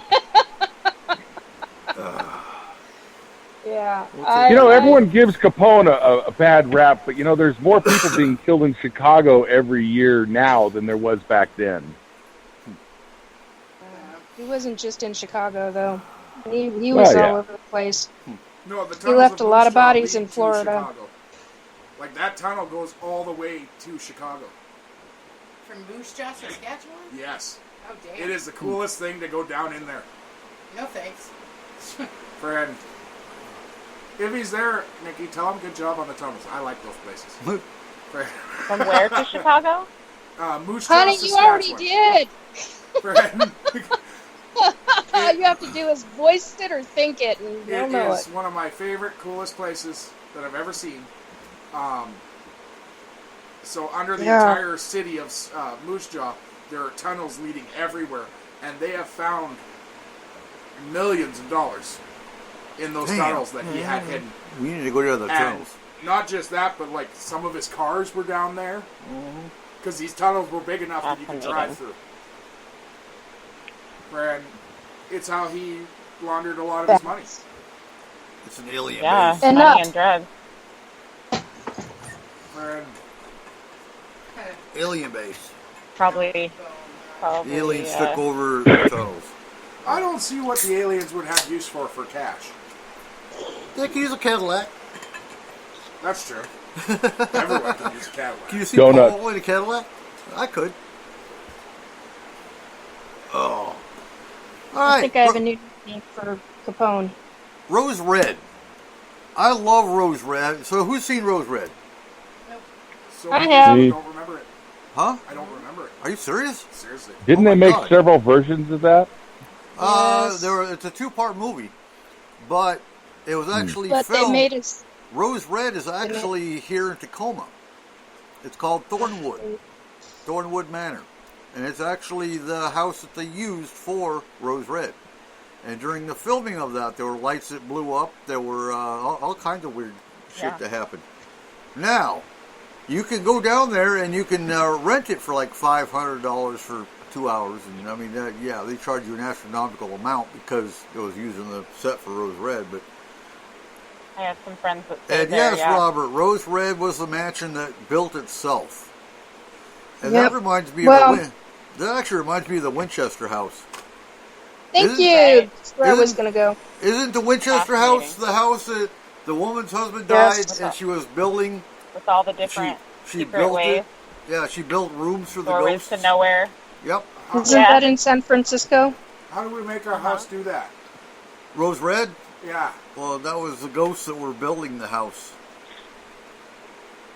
Unlike the Winchester house that has over 100 rooms because the woman was actually building onto her own house. She was building rooms for the ghosts that wanted to move into the house. This sucks, guys. My Well, ghost the is story lazy. was that a medium or a psychic told her that if she ever stopped building on the house, she would die.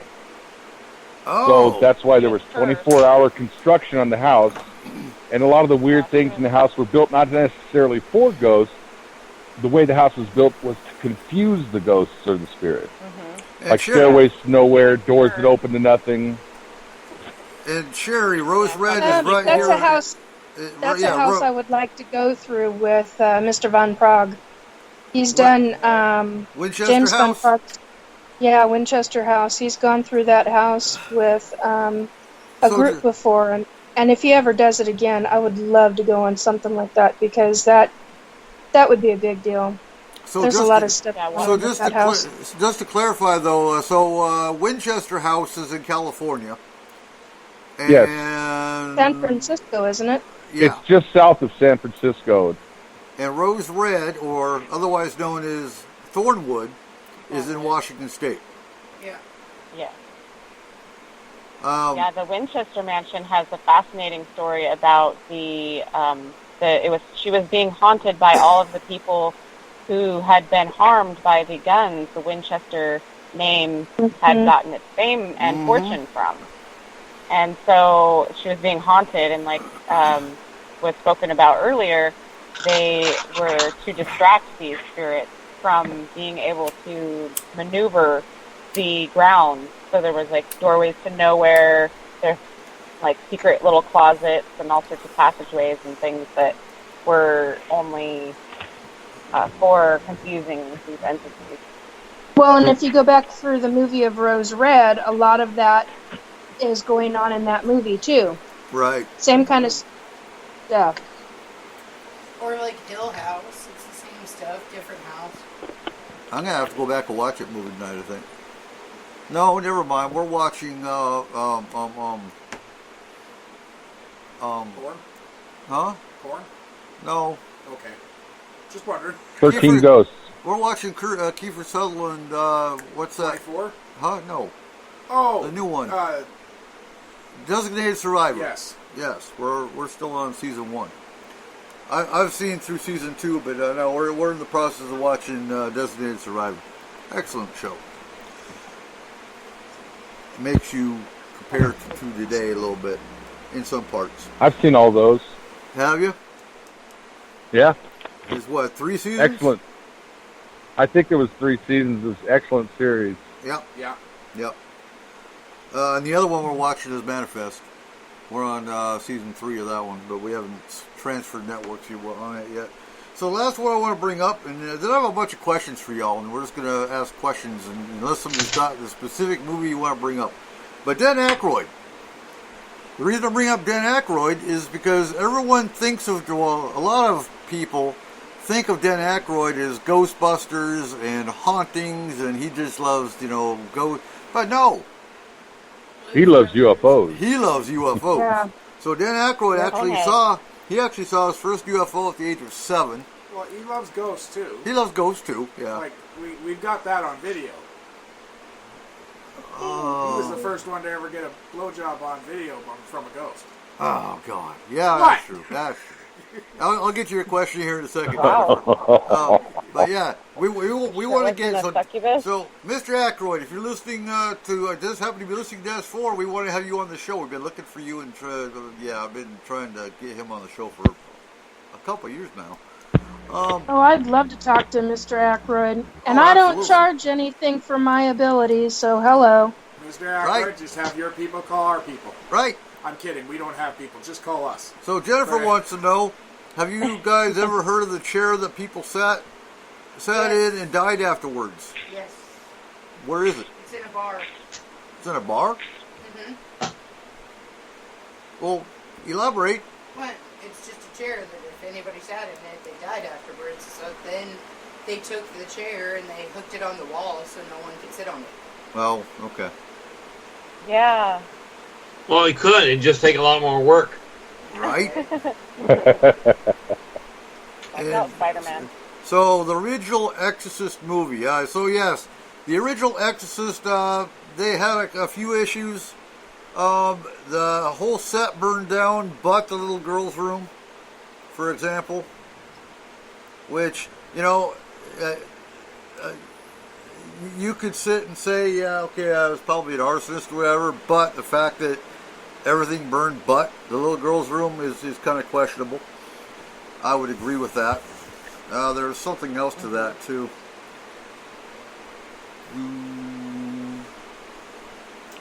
Nope, that's the main thing.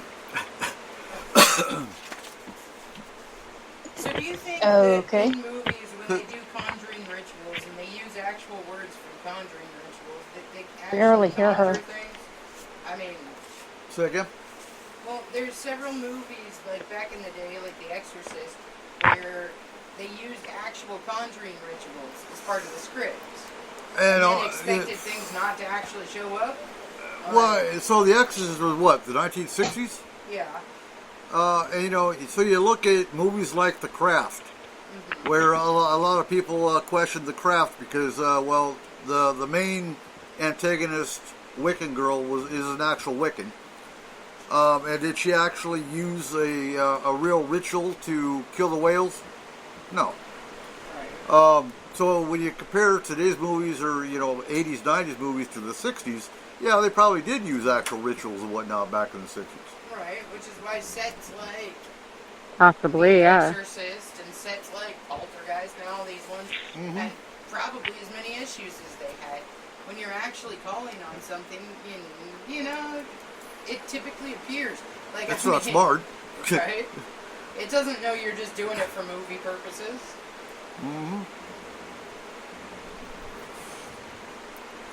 You've got shows like Buffy the Vampire Slayer back in the 90s, actually in the 2000s, where they were portraying necromancy Right. with the character Willow. Just making a point, you know. Yeah, and So, she's not a lot even of- claiming to be Wiccan anymore. I guess that changed her perspective. Yeah, and then there's the Twilight Zone deaths in the helicopters. Which one? You heard of that one? The 2 children were decapitated by helicopter blades. Oh, that sucks. Holy, wow. What movie? Yeah, it's from the Twilight Zone. So there was a night scene called for Morrow's character to carry the 2 children out of a deserted village and across a shallow river while being pursued by American soldiers in a hovering helicopter. The helicopter was piloted by Vietnam War veteran Dorsey Wingo. During the filming, Wingo stationed his helicopter 25 feet from the ground while hovering near a large mortar effect. He then turned the aircraft 180 degrees to the left for the next camera shot. The effect was detonated while the helicopter's tail rotor was still above it, causing the rotor to fail and detach from the tail. The low-flying helicopter spun out of control, and at the same time, Morrow dropped Chen into the water. He was reaching out to grab her when the helicopter fell on top of him and the 2 children. Morrow and Lee were decapitated by the helicopter's main rotor blades, while Chen was crushed to death by the helicopter's right landing skid. All 3 died instantaneously. Yep. And what website is that from? That was in Twilight Zone. That's intense. Yeah, that's Wow. the actual report. Wow. But so I'm gonna I'm say so sorry to the families. That's not really paranormal. That's part of it's disastrous, yeah. But I wouldn't call that. Or a could it paranormal. be, though?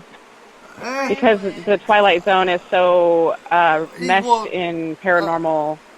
Agreed, but I mean, come on. So they do a blast over. That's mechanical failure.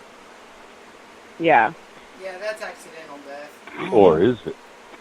It could be interconnected. It could be. It could be. Oh, that would suck. Wow. Oh. So, do you guys think, and we have but never mind, it's time for our last break of the night, and then we'll come back. I've got some questions. Yeah, we'll be right back. You are listening to S4 on Spreaker.com.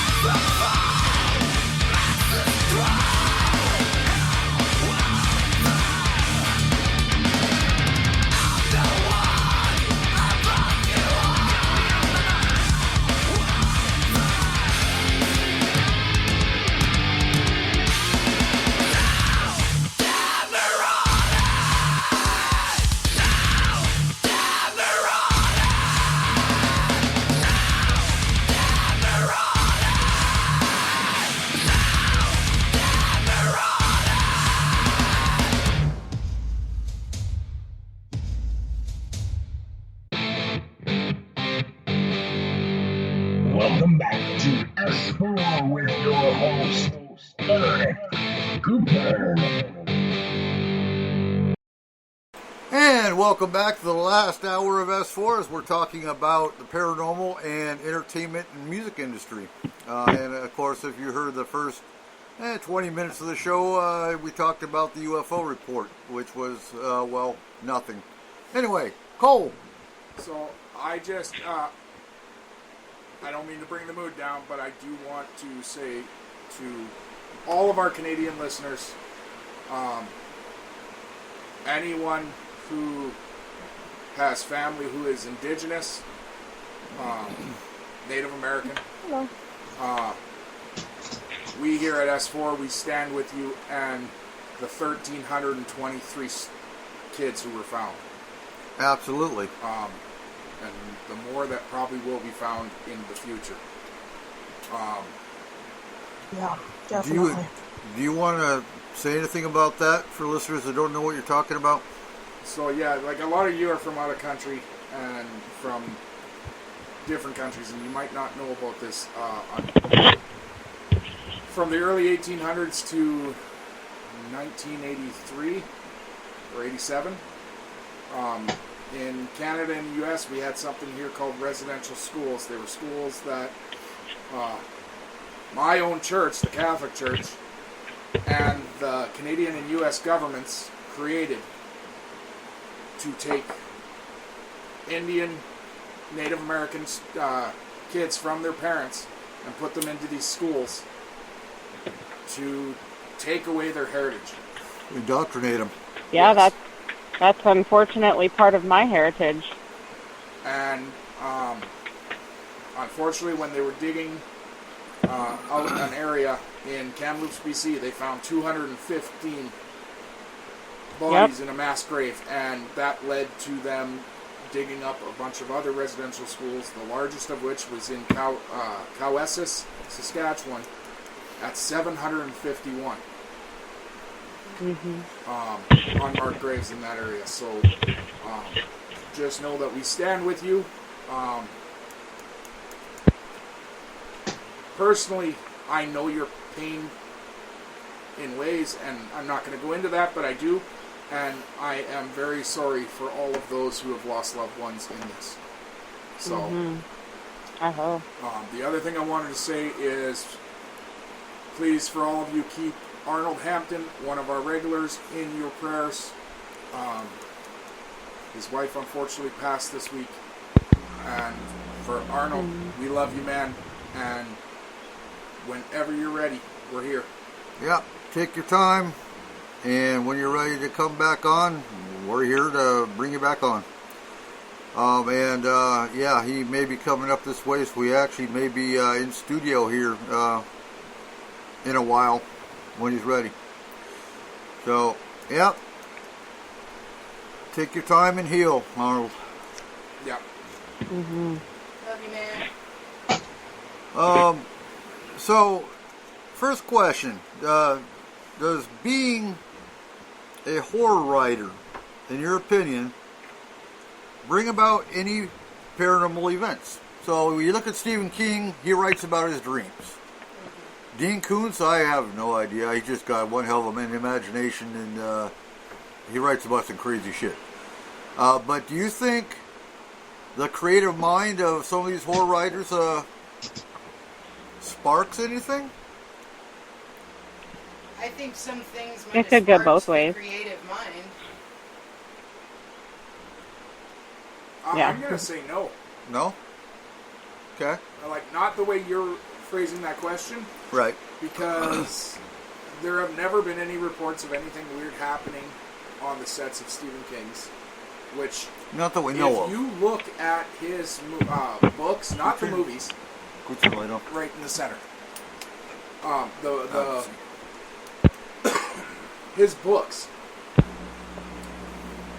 even when they've been turned into movies, the movies aren't that bad, but the books are actually quite terrifying. They are scary. Oh, the books are oh my God, yeah. I honestly feel absolutely bad for that guy, because he says every one of his books, any one of his stories, is a dream.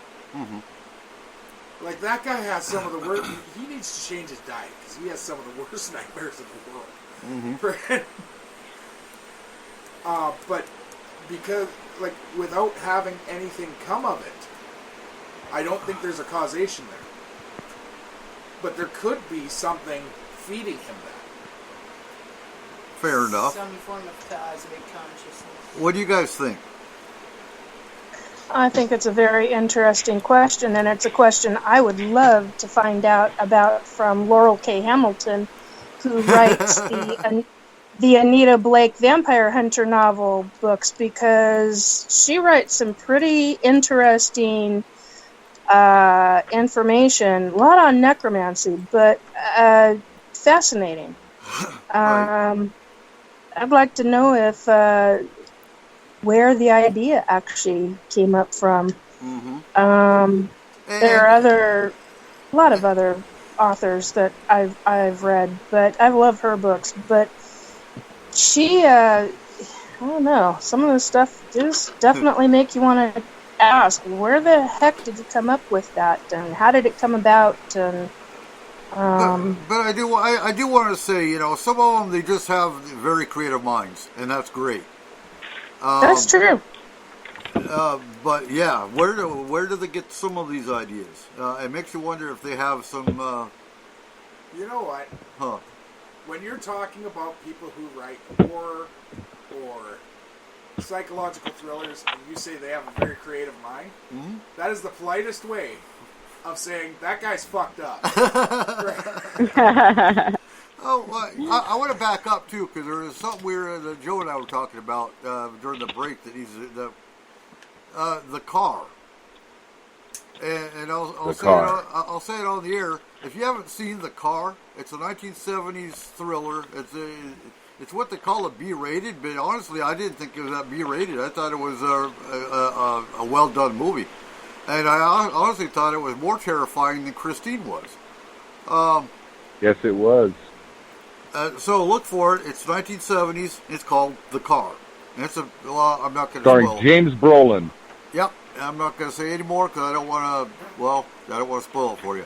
Watch The Car. Awesome movie. Wonder if it's on YouTube. It might be. But, you know... Interesting note about that. I saw that movie originally, and it was at a drive-in theater. And the one thing about The Car I can say without giving away a spoiler is the car honks its horn before it attacks.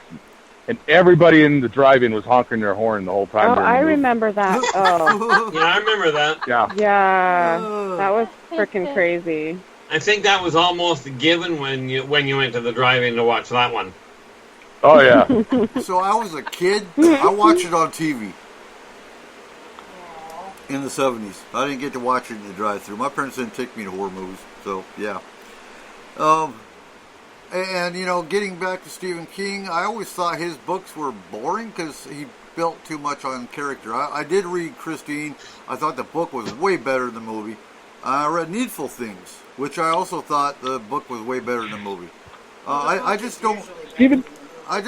Stephen King's books, whether you like them or not, or whether you think they're boring or not, kind of depends on what drug he was taking at the time when he wrote the book. Absolutely. Because some of them, they go on and on and on, and some of them, I can't turn the pages fast enough. Right. But it's like reading The Lord of the Rings. Oh, God. You read that book sober, it's just a normal book. You read that book on acid, you're going to Mount Doom with Frodo. I don't know. With Lord of the Rings and The Hobbit, I had no problem. The Hobbit was the one that I almost couldn't put down until after I finished it. Yeah, I have the same issue. Kayla hates it. Agreed. I do hate it. You're gone. Like, literally, she could talk to me, we'll have full conversations, but I don't know what she's talking about. I'm not there. So when you create, and we kind of answered this, but let's delve into this a little bit more. When you create haunting movies, does that invite spirits to visit? Yeah, some of them, I guess. Not unless you're doing it really well, at which point you're doing it really wrong. Right. And, you know... if you put too much reality into it. Oh, well, there's no saying, don't bother my fantasy with your reality. But no, writing about it does not cause the problem. Not from anything I've ever seen. Okay, Nikki, who's talking to you? No, I just love what Keith said. Okay. If we're going on like famous I love horror that. That was films awesome. and stuff, I would say that my favorite guy would be Hitchcock. I loved watching the Hitchcock hour. The Birds. Yeah. Freaking Strangers on the Train. Like I love Hitchcock. I think Hitchcock. Okay, so when you're I think the originals are way better than the remakes. Right. So they tried to remake the Birds, and it just didn't have the same No. feel as the actual Hitchcock No, not version. at all. Hitchcock was like a genius when it came to that stuff, especially for his time. Right. I remember seeing that movie when I was a kid, and it terrified me. But the neat thing is later in life, I was able. I mean, Bodega Bay isn't too far away, and that's where they filmed it. And I've been there. I went to where they filmed it in the town, and then I actually found the little schoolhouse. Which in the movie, there's nothing around it, and it's just a schoolhouse. And you go there now, and there's forest up all around it on all sides. That place is supposed to be haunted, too. Now, in the chat room, they're bringing up Carrie and Firestarter. Oh, yes. They're all going to laugh at you. Yeah. And Carrie 2 and Carrie 3. Oh, yeah. No, I saw the original Carrie was great, but I couldn't get into 2 and 3. Now, Firestarter, they made a newer one. That was good. I believe in the 1990s is when they made the newer one. And that one was okay, because that brought more of the government aspect. The government was actually working with the pyrotechnique kids. See, Firestarter, the whole concept of Firestarter, I knew a young lad that used to actually do that. And before anybody asks, no, I'm not giving names out. A lot of the reason in this case is because, frankly, I don't remember the guy's name. Oh, that's good enough. This goes right in line with what I was talking about with somebody here at home, not about an hour before the show started, was that in Rose Red, the young teenager, I can't think of her name, in the character's name in the show, Annie, somebody just said Annie. There you go. Yeah. She had all of these abilities, and one of the comments that I made was, well, if we humans allowed our entire brain to do what we could do a heck of a lot more than what Annie did in Rose Red. Absolutely. And the ETs, why do you think the ETs can control the human brain so well? Because we are not opening up our brain the way that they have. They are fully open. Well, this is why I tell people that the off-worlders are worried about mankind's potential. Yeah. Hello. Mankind has it head and shoulders over the off-worlders regarding their capacity with their higher senses. If only they could figure out how to put fear aside and start working on what they can do, instead of listening to what they can't do. I mean, if you think about the abilities in the movie Firestarter and in Rose Red and in all of these paranormal movies, if you think about those abilities, there are people who can do certain things. Can they do all of them? No. Usually it's, I was just going to use, somebody just said the word conjoled. Why would you use the word conjoled? I don't want to go there. Anyway, if you, sorry, frustration not from between me and the other side. Drives me nuts when they do that. I don't think the human brain or the human psyche could handle all the abilities in one person. That's why they're this person's got this. And oddly we're not enough, enlightened enough. That's the problem. Oddly enough, I'll argue that point quite happily. The brain can handle it fine. Yeah. The problem is that the human body, because we've been taught so much that it's not possible, the human body will tear itself apart because the brain will figure it. It will figure that's necessary. Yeah, you have to unlearn everything that you were taught from birth. in order Ultimately, to yes. order to use the human brain to full capacity, and that's what the government is concerned about in some of the black ops programs, because if we really did use some of our, or a huge portion of what we could do in the capacity of what we could do, we would, as humans, would be extremely dangerous to each other. Yeah. Mm-hmm.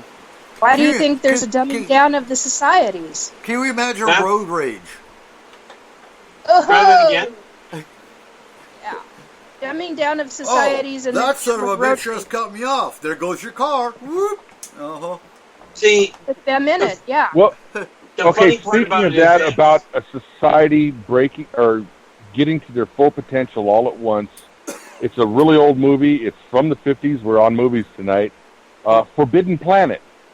Yeah. The whole premise around that is that there was a huge society there, and they all exponentially increased their brain power and their abilities all at once, and they were all dead the next day because they killed each oddly other. Enough, that's where it gets really weird, because that is literally what wiped out a society about 40,000 years ago. But it didn't happen all at once, and the thing that people forget is as your abilities come online, so does your understanding and therefore your self-control. Net result, it doesn't detonate that way. Right. Yeah. It's like a safeguard. Problem is, we're taught to fear. I mean, humans are taught a really neat thing, and it's reinforced through the movies all the way. Mm-hmm. Humans seem to live on a very simple philosophy. Fear that which you do not understand. That which you fear, strive to control. That which you cannot control, strive to destroy. And that which you cannot destroy, fear. Correct. Fear the other. Yep. Yep. Unfortunately, that's the divide and conquer tactic. I mean, all the movies touch on it in one way or another. They do. And that's why you put them all together. So, do you think some actors choose to try out for certain roles due to personal experiences they've had? Absolutely. Yes. Yeah. Definitely. They can relate to it. So, examples. Well, that's a cute thought. Unfortunately, that would indicate I know actors. So what's interesting is Dan Aykroyd, for example. You don't see, only time you see Dan Aykroyd in UFO is with documentaries, but everything else has been Ghostbusters. It's been the Blues Brothers, which look who Twilight are the Zone. who are the Blues Brothers? They're the Men in Black. Not really, but yeah, they look like the Men in Black. They dress like the Men in Black. They don't act. The Men in Black dress like the Blues God, I Brothers. can't think of the guy's name. There's an actor that there's an actor in Rose Red. Tall, skinny guy. Cannot think of his name. He goes on into numerous same kind of genre. He was, oh God, there's one of my favorite movies. It's not my all-time favorite, but it's one of my many favorite movies. Something Haunting, and it has. Oh, for Pete's sake! Come on, guys, help me! I cannot think. I'm not talking to you guys on the radio. I'm talking to the guys on the other side because they know my thought. I cannot. Liam Neeson? No, hang on a minute. It's going to drive me nuts. I got to look it up. Anyway, this guy goes in to play numerous things in the same genre over and over and over again, and he's a dang. I was going to use a. He's a very good actor. Very good actor. So getting back to Firestarter real quick, wasn't Firestarter Drew Barrymore's actual first movie? Yep, I think so. I thought E.T. was. I thought E.T. was her first. Yeah. Okay, I thought Firestarter was. Which came first? The chicken. Well, and Cat's Eye came before Firestarter, which was like her first Stephen King movie. Okay. I mean, what's interesting is when you're talking directors, you see directors doing the same genre over and over again. I mean, Stephen King. Not Stephen King. Altered States. Was Drew Barrymore's first movie. Was it? Okay. Yeah. Then in 1982, she became famous for her performance in E.T. Good night, Jennifer. Jennifer's going in big. Sleep well. Take it off. Sleep well. So you look at Steven Spielberg. He did Close Encounters of the Third Kind. He did E.T. He did Batteries Not Included, which was an alien movie.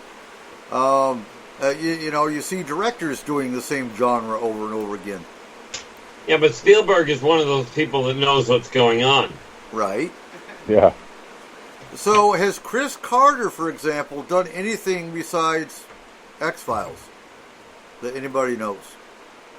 I don't know who Chris Carter is. X-Files. He's the director. Oh, okay.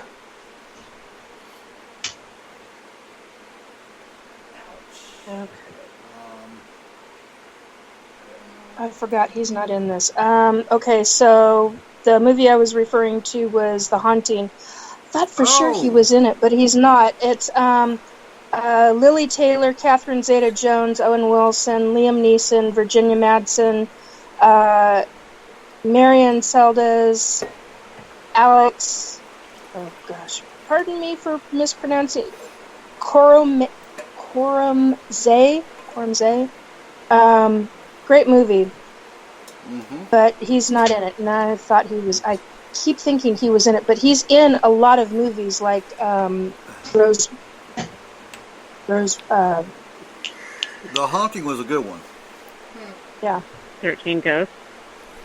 13 Ghosts. 13 Ghosts. Rose Red. That was based on a lot of fact. I liked House on Haunted Hill too. Another good House one. on the Haunted Hill. Yep. Yes. You talk about recent ones, The Hill House. Yeah, according to the Alien Yes, movie, Julian Paul Sands. Spielberg is in the know about aliens. Yep.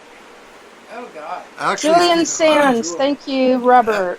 Actually, Spielberg went to the White House and showed Ronald Reagan the first viewing of E.T. And Ronald Reagan stood up after the movie was over, and he looked at Spielberg and said, "You are closer to the truth than you really know." Mm-hmm. So Julian Sands. Oh, sorry.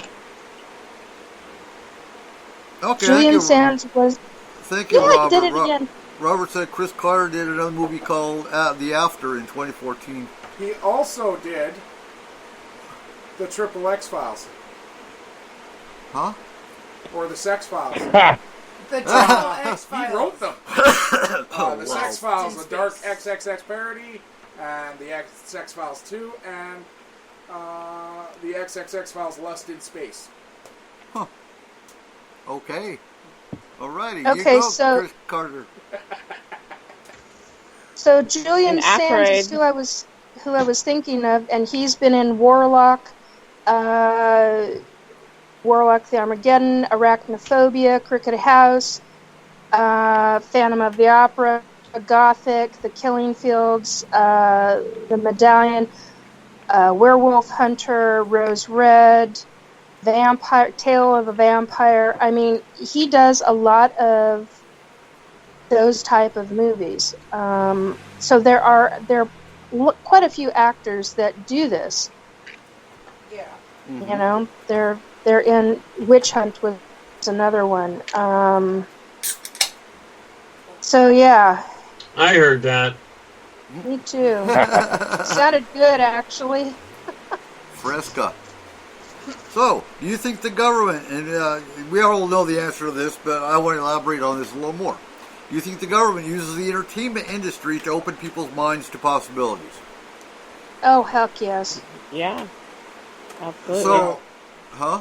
No. No, not at all. I don't think the government's involved with that at all. I think that's higher powers.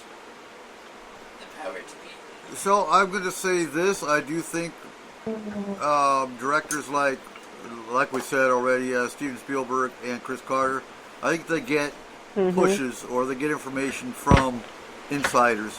Yeah, but I think that's higher than a government. I do not think that has anything to do with the government. I honestly think the government tries to suppress a lot of the stuff that they say. I suspect it has a lot to do with the government. It's just a question of whose government. So explain. Yeah, okay. So elaborate on higher powers. Well, like Keith says, whose government? Not ours. So the government, the secret government that oversees our government. Oh, Lord, no. The guys that really run stuff. No? Oh, no. Keith, what are they called? Way off kilter on that one, in my opinion. The consortium? That's it. Oh, you think the consortium dictates what our entertainment industry Not puts out? fully dictates, but I think they have a No. say. I think they dictates? No. No, I disagree with that. They do not. The thing is, they do not have control over it. However, do they have a hand in it from the standpoint of people dealing with them and passing the information on? The answer is yeah. Mm-hmm. Yeah, and but he gets the funded. consortium does not know how humans think or how they even perceive things properly. Matter of fact, quite frankly, they question whether they see things. So that actually goes... They do not control the industry. So I'm going to throw my next question in because it actually elaborates with this. Do you think some of these movies are a disservice to the public? For example, you watch Close Encounters of the Third Kind, you watch E.T., you watch alien movies. To some people, they're only movies. So then you got people that are actually seeing UFOs, and those people get told you've got an overactive imagination because UFOs aren't real. So, do you think some movies, even though they're planted to an extent, are a disservice? Not in the least. Yeah. Yeah, I do, because some people may get the wrong impression of fear by some of these movies that are categorizing everything into one lump sum instead of, fuller explanations on, different races of right. aliens or, different explanations of why different races are here and or different explanations of paranormal behavior can sometimes be demonized and create a lot of fear within people that watch a lot of that stuff without a mind of discernment of their own. See, in my opinion, the problem is not with the movies. Of course the not. movies, It's the people's way of depicting it. Mm-hmm. Is actually a much bigger problem, and that will take it way off kilter. Like the real problem goes way beyond the movies. But the movies themselves, in my opinion, aren't a problem at all. Movies are designed, and basically as a form of entertainment, so that people can get away from the reality. Right. Granted, many of the movies are shown that are put out there in any genre are giving people the potential of looking at things and not realizing what they're looking at. Mm-hmm. Where it comes to the alien movies, take a look at the movie V. Right. Now that one created way more problems than anything else. But the movies themselves aren't the big problem. It's like a tool being used in the whole larger scheme of everything that there's many problematic facets in it. A lot of people talk about the movies and how much the movies influence the way people think about things. And I can think of one thing. It wasn't a movie. It was the cover of a book. Okay. You know where I'm going with that? Whitley Strieber, Communion. Mm-hmm. When that book came out and everybody saw that gray on the cover, all of a sudden that's all you hear about is the grays. But before that, you never really did. Did it wake people up? I mean, were people were afraid to say anything before that came out? That's a problem with some of them. Did it wake people up, or was it groupthink? Yeah, exactly. Which way did it go? Kind of like the chicken or the egg question. But the thing is, being in this field, we know there's 11 billion different alien races out there. We know the descriptions of a lot of them. And so we know there's more than one type of gray and what they look like. But if you look at society, who knows nothing, they look at Whitley Strieber's book, Communion, and that's what all grays look like. And that's not what they all look like. Can become a problem. Yeah. Well, it's kind of like, I mean, if you think about it, humans look at other nationalities of humans and go, they all look alike. Mm-hmm. Right. You know. The ignorance behind that, yeah. And so real quick, Sherry, no, reptilians are not controlling our movies. I am going to throw a monkey wrench. Stop worrying about the reptilians.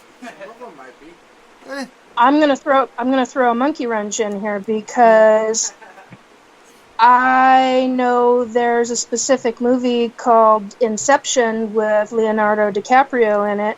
Mm-hmm. And long before that came out, I had somebody... Ooh, I'm being told to be careful. I had somebody who was living at the time who told me that they knew for a fact and told me in detail why they knew for a fact that actually was taking place within the government. Mm-hmm. Oh, I have no doubt.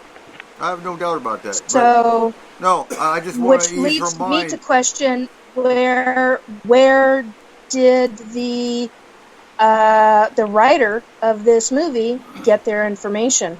Mm-hmm. Because there's no way in hell it came out of his originally out of his mind. He had to have had somebody whispering to him from the government. Right. You're missing somebody one who critical had been factor. Huh? Well, there is the factor of remote viewing as well. Sometimes people can tap into worlds. There's something even more simplistic and complicated at the same time. What's Many that? humans are unaware that they are uncontrolled telepaths. Mm-hmm. That's true. That's true. Well, you also got that's like remote viewing, basically. Well, centuries back, humans were they were not they were not a colony mind, but they were completely interconnected. Absolutely. And some still are. That being said, I have no doubt they didn't necessarily come from his mind directly. Okay, he may well have picked it up off of somebody that was in the middle of the situation and didn't know he picked it up. Or it could have been done just like first experience, It could have been where he himself was asleep and had that done to him while he was sleeping.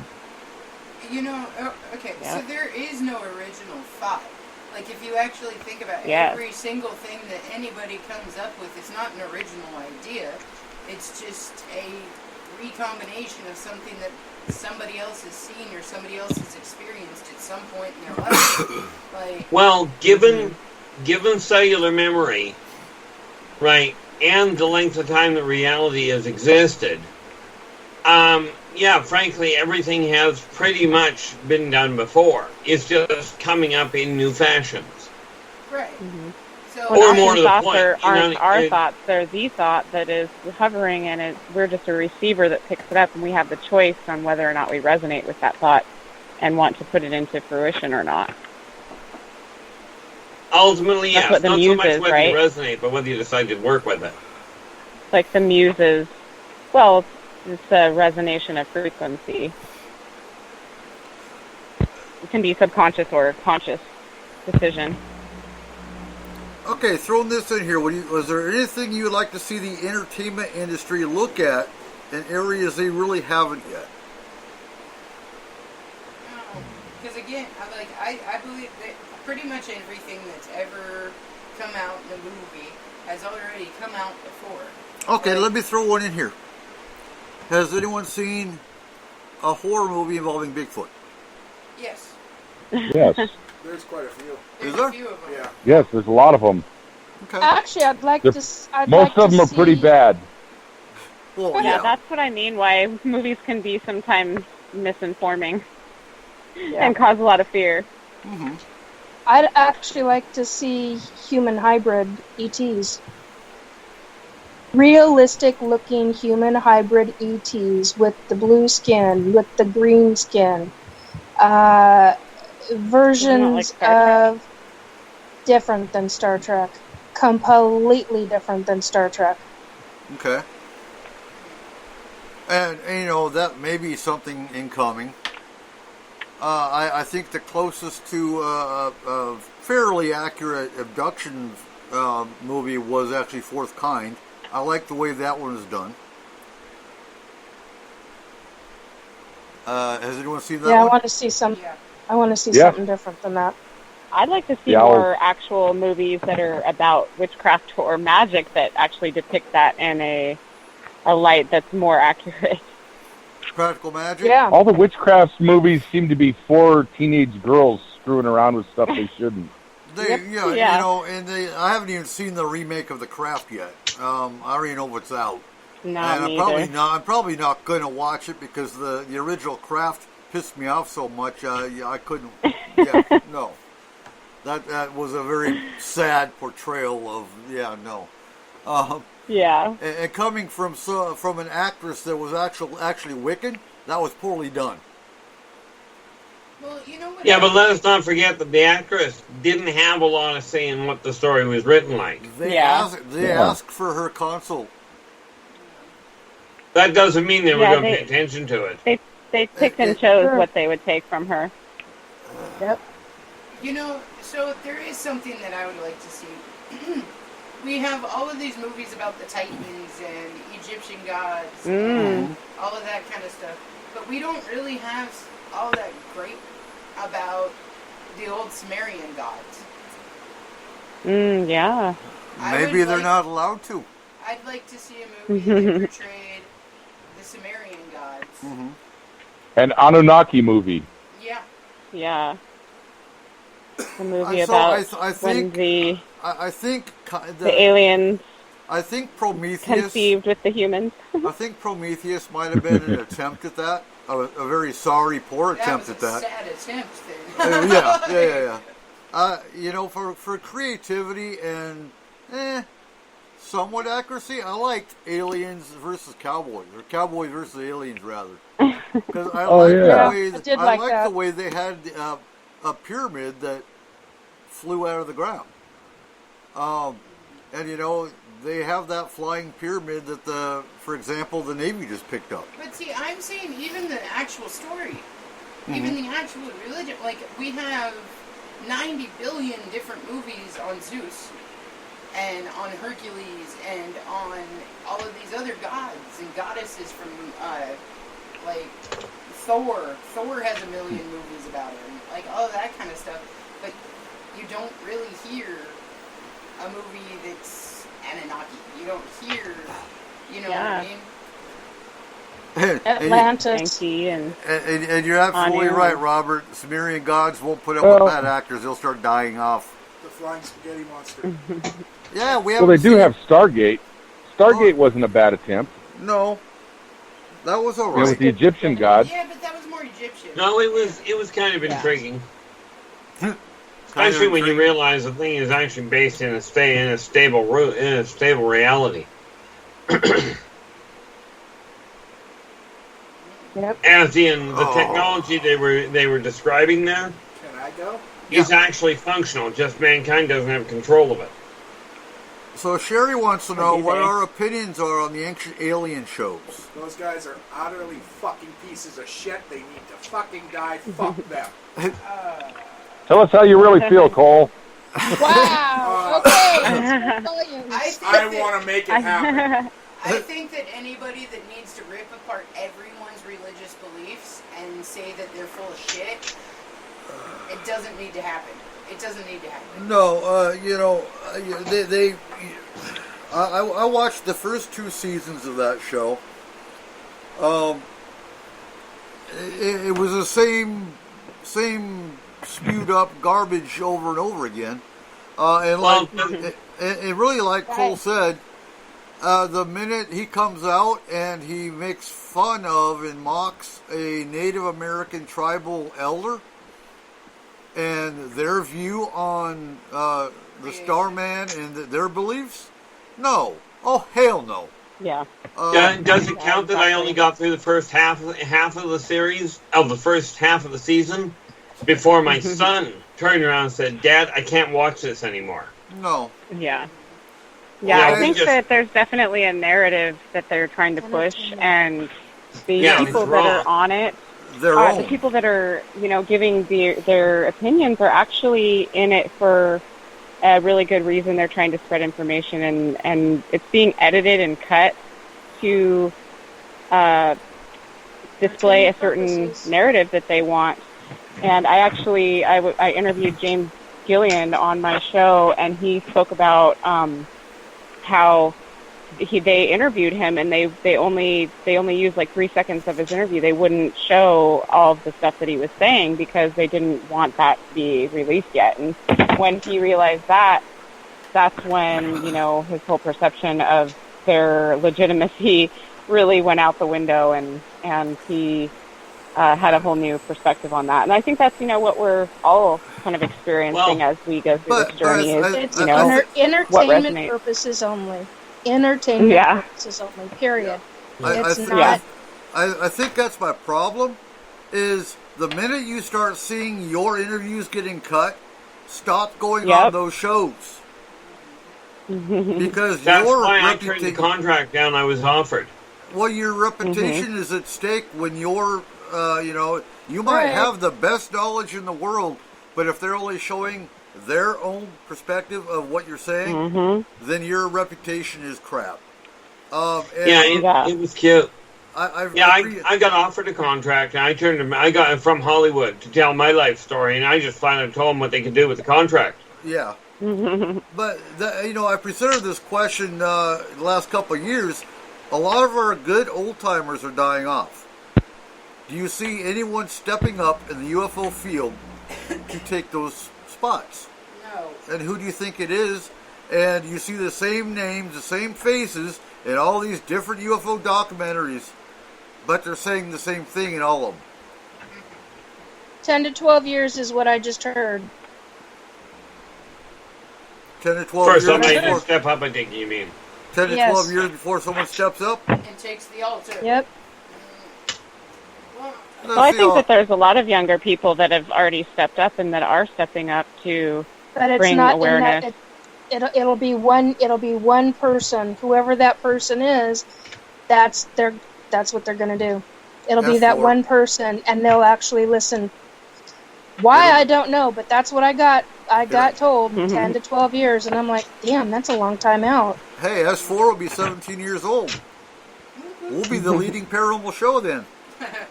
10 to 12 that's what we thought back really in 2012. That's true, Keith.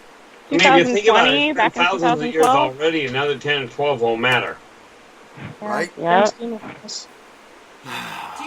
okay, so here's the thing that always gets me, is that everybody on those, like, Ancient Alien shows and everything else, they all say it was the Star people that did it, it was the Star people, it was the Star people. I don't think that that's accurate, honestly. Like, my own personal beliefs are the fact that civilization as itself recycles so many times that not all of these were Star people. These were former iterations of our own existence. Like, our own people,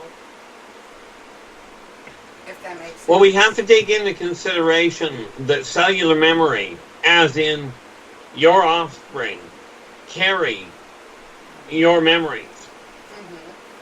Okay. Yep. Which means that as civilization goes on, sooner or later those what are called recessive genes come to the surface and are re-implemented. As a result, we keep going down the same road because people keep looking at the same thing.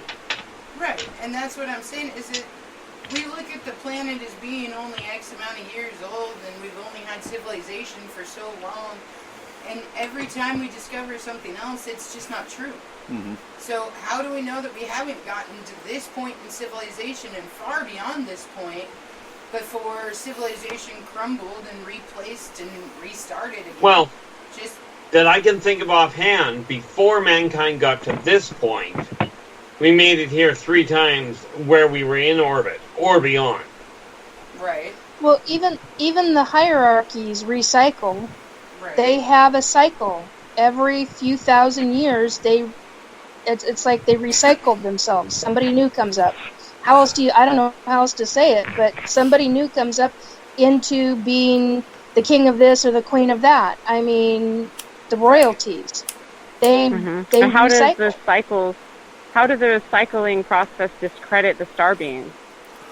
Well, I'm not saying that it discredits the star beings. What I'm saying is that not everything that we see would necessarily be made by the star beings. Yeah, that makes sense. Okay, I just misunderstood.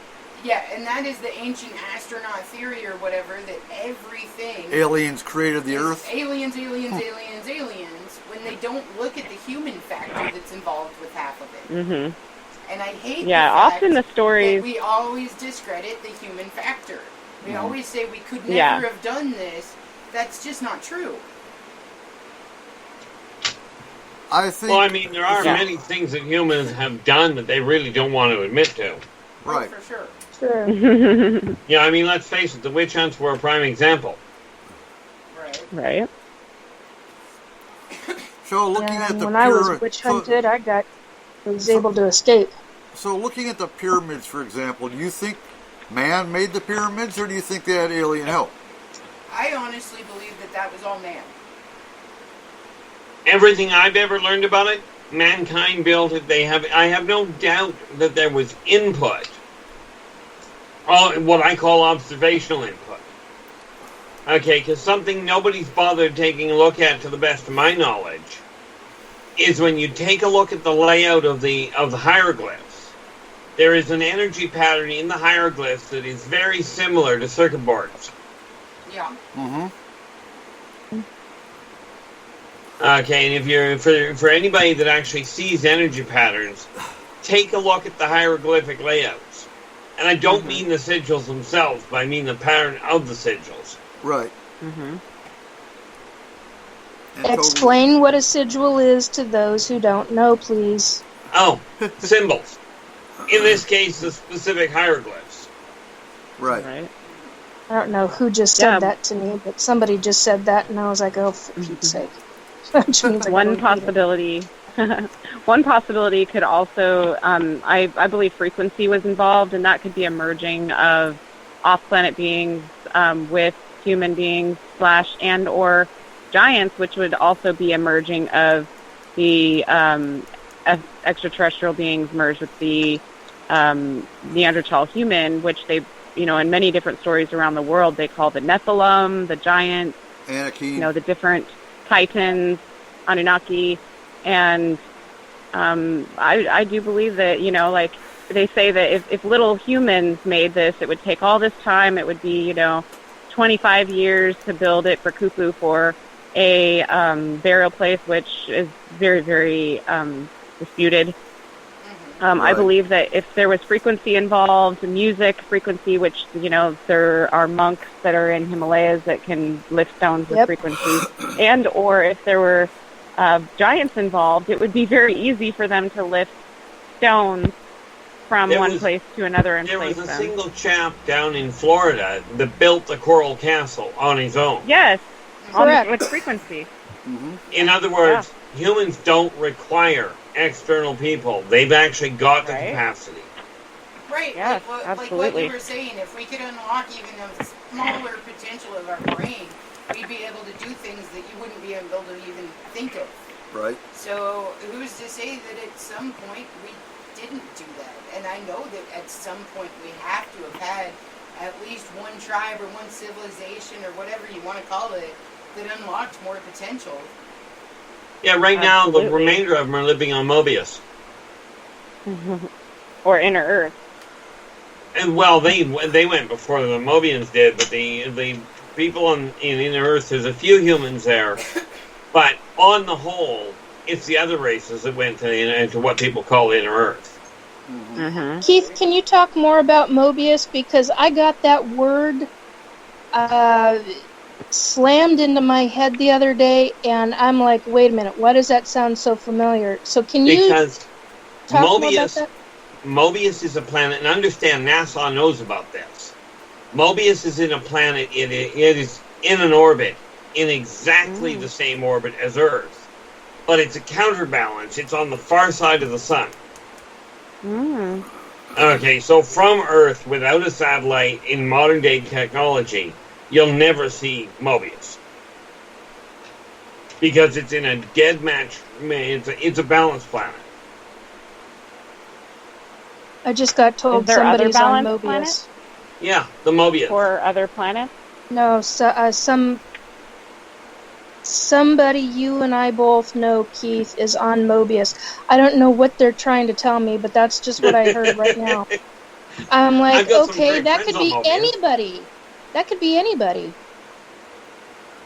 Okay, yeah, I don't know what your contacts are like, but I've got friends over on Mobius. On that note, we do have to start wrapping up. So, Keith, where can we find your books? That's the easy part. If you go to my YouTube channel, Inner Voice Enterprises, or drop me a line at innervoiceenterprises@yahoo.ca. Either one will get you in touch with me. Excellent. Because at the bottom of my YouTube channel, at the bottom of all of my videos, is a list of contact points. And go join his YouTube channel. And Nikki, if someone wants to contact you for psychic information, where can they find you? Right now on Facebook, normally I'd give out my email, but I kind of don't have a computer at the moment. So you can connect with me on Facebook, facebook.com/nikki.jacobs.376, and private message me. Excellent. And Harmony, where can we find your book? And your channel, actually. Yeah, you can find my channel, Wildcraft Wellness, on YouTube, and you can find my book on my website at wildcraftwellness.net and on Amazon as well. And you can also get a inscribed copy on my Etsy under Wildcraft Wellness. Thank you so much. Awesome, awesome. So, there is no show next week because it is the 4th of July. And for, well, it's a celebration for us here in America. And we are going to be shooting off mortars. Yes, I can... That's so much more enjoyable than fireworks. Well, I can handle fireworks if I'm the one shooting them off. It's the ones I don't expect that kind of make me hit the ground. So we will be having fun 4th of July, and the next show will be, well, I don't have it in front of me. Just stay tuned. The next show is going to be awesome, guys. July 11th. Oh, Roundtable. July 11th, it is Roundtable, and so literally me, Eric, and Kayla will be coming back from a very extensive and hard trip that me and Kayla make every year that weekend, and we're going to be pretty much dead to the world, so it's going to be like the last show of the marathon. Oh, God. Yeah, we'll this be is going to be so entertaining. We'll be tired as hell. I'll have questions written pre-hand. So, thank you all for joining us. And July 18th, we will be the S-4 5th anniversary show. Don't miss it. Yeah. So come visit us. Awesome. Congratulations. Come visit S-4 Paranormal Radio at the Skagit County Fair, August 11th to the 14th. We'll have our booth up. You can see our 8-foot alien and our Bigfoot. And August 28th, 29th at the Marblemount Community Center here in Washington State at the Sasquatch Conference. So with that, folks, bear the heat. It's supposed to be 116 degrees here in Washington State tomorrow. The hottest day, and it's good to... In recorded history. It's going to be dwindling down to the balmy 90s for the rest of the week, so make sure you are hydrating and staying cool. Do yourself a favor, though. Okay, so when it gets this hot, don't just drink water. You got to replace those electrolytes that you're sweating out. Gatorade. So grab yourself Thank some you. Gatorade. That's exactly what I was going to say. Absolutely. Oh, really? Whiskey? Okay. Or coffee. Coffee works too. I heard it has electrolytes. I don't know. Right? No. So anyway, Electrolytes. y'all have a safe week. We will see you in 2 weeks. And with that, remember, keep your eyes to the skies. Ladies and gentlemen, thank you for joining us tonight on S4, the official voice of Moon Paranormal. You can contact S4 through our website at www.s-4radio.com or on Facebook. Make sure you give us a like on our page and join the Moon Paranormal group. If you are interested in advertising, take a look at our packages. And contact Cole or Eric at 1-360-999-2830. Again, thank you. And remember, keep your eyes to the sky.